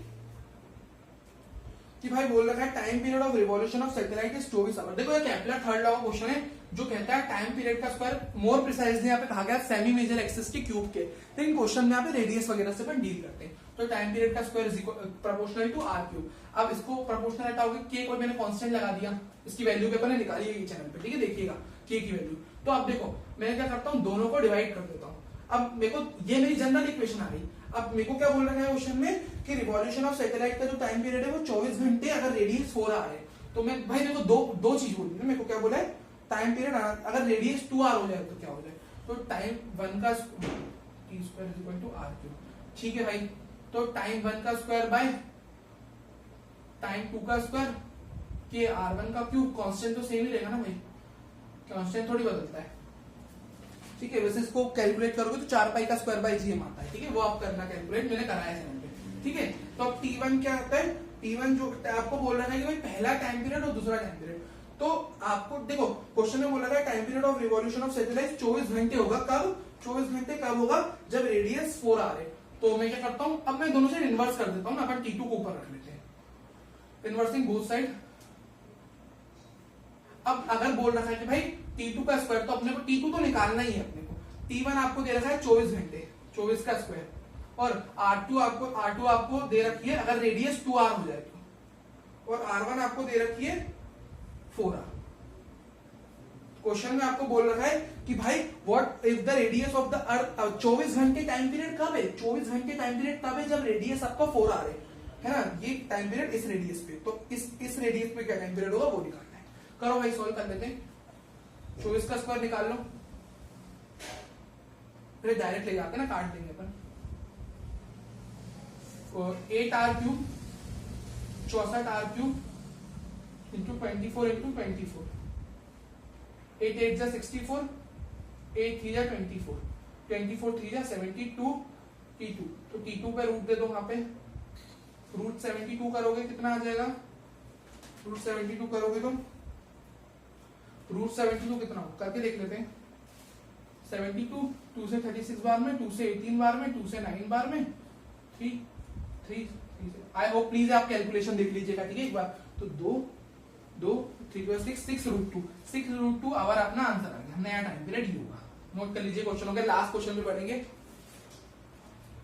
ठीक है। ये केपलर थर्ड लॉ का क्वेश्चन था। आखिरी क्वेश्चन रोटेशनल मोशन और इस चैप्टर को जोड़ देता है तो काफी इंपॉर्टेंट हो जाता है, दो चैप्टर को जोड़ने वाला क्वेश्चन। क्वेश्चन में बोल रखा है भाई कि अर्थ अगर मान लो 1/64 श्रिंक हो जाए अपने इनिशियल वॉल्यूम से, अर्थ सिकुड़ जाए, यानी वॉल्यूम फाइनल जो अर्थ का है वो उसके इनिशियल वॉल्यूम की 1/64 हो जाए, तो इसका वॉल्यूम क्या हो गया, श्रिंक हो गया, वॉल्यूम फाइनल वॉल्यूम कम हो गया। तो पहले अब यहाँ पे पुट करो वॉल्यूम को, देखो ऑब्वियसली यार वॉल्यूम श्रिंक हुआ है तो रेडियस पे फर्क आएगा, 4/3 पाई तो कांस्टेंट होता है, ठीक है। तो r फाइनल का क्यूब 1/64 इंटू 4/3 पाई r इनिशियल का क्यूब, 4/3 कटेगा, 4 पाई पाई कटेगा, 4/3 पाई से पाई कटेगा, r फाइनल का क्यूब मेरा बराबर हो जाएगा 1/64 ऑफ r इनिशियल का क्यूब। तो r फाइनल में क्यूब रूट ले जाओ वहां पे, 64 किसका 1 का क्यूब, तो 1 का क्यूब रूट ले भी लोगे तो 1 ही आएगा, 64 का 4 हो जाएगा, इसका क्यूब रूट लोगे तो r इनिशियल हो जाएगा। तो r मतलब r फाइनल आपके r इनिशियल के 1/4 है, ठीक है। ये रिलेशन काफी इंपॉर्टेंट है। अब देखो जब अर्थ श्रिंक में क्वेश्चन देख रहा था, अब क्वेश्चन में आगे बोल रखा है कि भाई देखो क्वेश्चन में पढ़ लेते हैं अपन एक बार। क्वेश्चन में बोल रखा है if the earth suddenly shrinks to 164 of its initial volume find the new time period of rotation of earth if its अच्छा मोमेंट ऑफ इनर्शिया 2/5 m² होता है सॉलिड स्फीयर के लिए, ठीक है। तो आपको नया टाइम पीरियड निकालना है, अर्थ का टाइम पीरियड में जो फर्क आएगा नया टाइम पीरियड निकालना है इन शॉर्ट। अब देखो अर्थ श्रिंक हो गई तो इसमें कोई नेट एक्सटर्नल टॉर्क तो लगा नहीं, अर्थ वो तो अंदर से सिकुड़ गई तो इसमें नेट एक्सटर्नल टॉर्क 0 है इस पूरे प्रोसेस में, तो नेट टॉर्क एक्सटर्नल अपना क्या 0, तो मोमेंटम कंजर्व होगा, एंगुलर मोमेंटम। तो L initial is equal to L final, I1 omega 1 is equal to I2 omega 2 constant होगा। अब इनिशियल मोमेंट ऑफ इनर्शिया भी 2/5 m² होगा, बस रेडियस का फर्क है। तो इनिशियल है ना r इनिशियल का स्क्वायर 2/5 m² होता है, सॉलिड स्फीयर का मोमेंट ऑफ इनर्शिया, ओमेगा क्या होता है 2π/t। अब देखो t इनिशियल जब कुछ नहीं हुआ था, श्रिंक नहीं हुई थी, तो इनिशियल से नहीं हुई, 24 घंटे का टाइम रहता है अर्थ का, है ना, अर्थ का टाइम पीरियड इनिशियल तो 24 घंटे रहता है ना।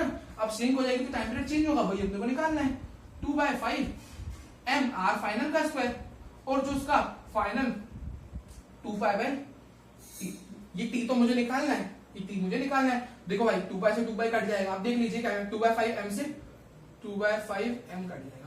अब हमें समझ रहे आप क्या हो रहा है, उसके मास में कोई फर्क नहीं आ रहा है, बस उसकी साइज छोटी हो जा रही है, लेकिन उतने ही मास में वो सिकुड़ गई का मतलब मास उतना ही है, बस रेडियस कम हो गई। तो मास से मास कर सकता है, इनिशियल फाइनल मास सेम है, ठीक है। इस क्वेश्चन में ऐसा ही है, मतलब मास सेम है ना। तो 1/24 r फाइनल का स्क्वायर बाय t निकाल लो भाई यहाँ से। हाँ देखो सबसे अब अपन ने सबसे अच्छा काम ये करा कि निकाल लिया, अब ये पुट करोगे बस फिर आ गया अपना आंसर। अपने को r इसका रेशियो निकाल लो, एक काम करो r final by r initial direct निकाल लेते ना, तो आ गया 1/4, इनवर्स कर दो दोनों side, r initial by r final आ गया 4/1, r फाइनल को नीचे ले आओ तो r initial by r final का होल स्क्वायर हो गया। देखो ना क्योंकि r इनिशियल का स्क्वायर है, r फाइनल का स्क्वायर नीचे आएगा तो होल स्क्वायर चढ़ेगा, है ना, into 1/24 into is equal to 1/t बचा यहाँ पे। इस ये रेशियो क्या है 4/1, यानी इसका स्क्वायर करोगे तो कितना आ जाएगा 16 हो जाएगा। देखो ri बाय rf, तो इसमें 4 डालोगे, रेशियो क्या है 4 है, 4 का स्क्वायर 16 इंटू 1/24 इंटू 1/t हो गया भाई क्वेश्चन। 4 4 16, 4 6 24, 2 2 4, 2 3 6, तो इन्वर्सिंग बोथ साइड t आ गया मेरा 3/2r, यानी मेरा 1.5 घंटा नया टाइम पीरियड आना। देखो टाइम पीरियड कितना कम हो गया। फाइनल आंसर क्वेश्चन कंप्लीट, सारे क्वेश्चन इसी के साथ हो जाते हैं, इसका स्क्रीनशॉट ले लीजिए, हो गया, लिख लीजिए। So thank you for watching this video. अगर क्वेश्चंस पसंद आए तो please do like share and subscribe the channel यार, ठीक है। बाय बाय, बढ़िया से प्रिपेयर कर लीजिएगा।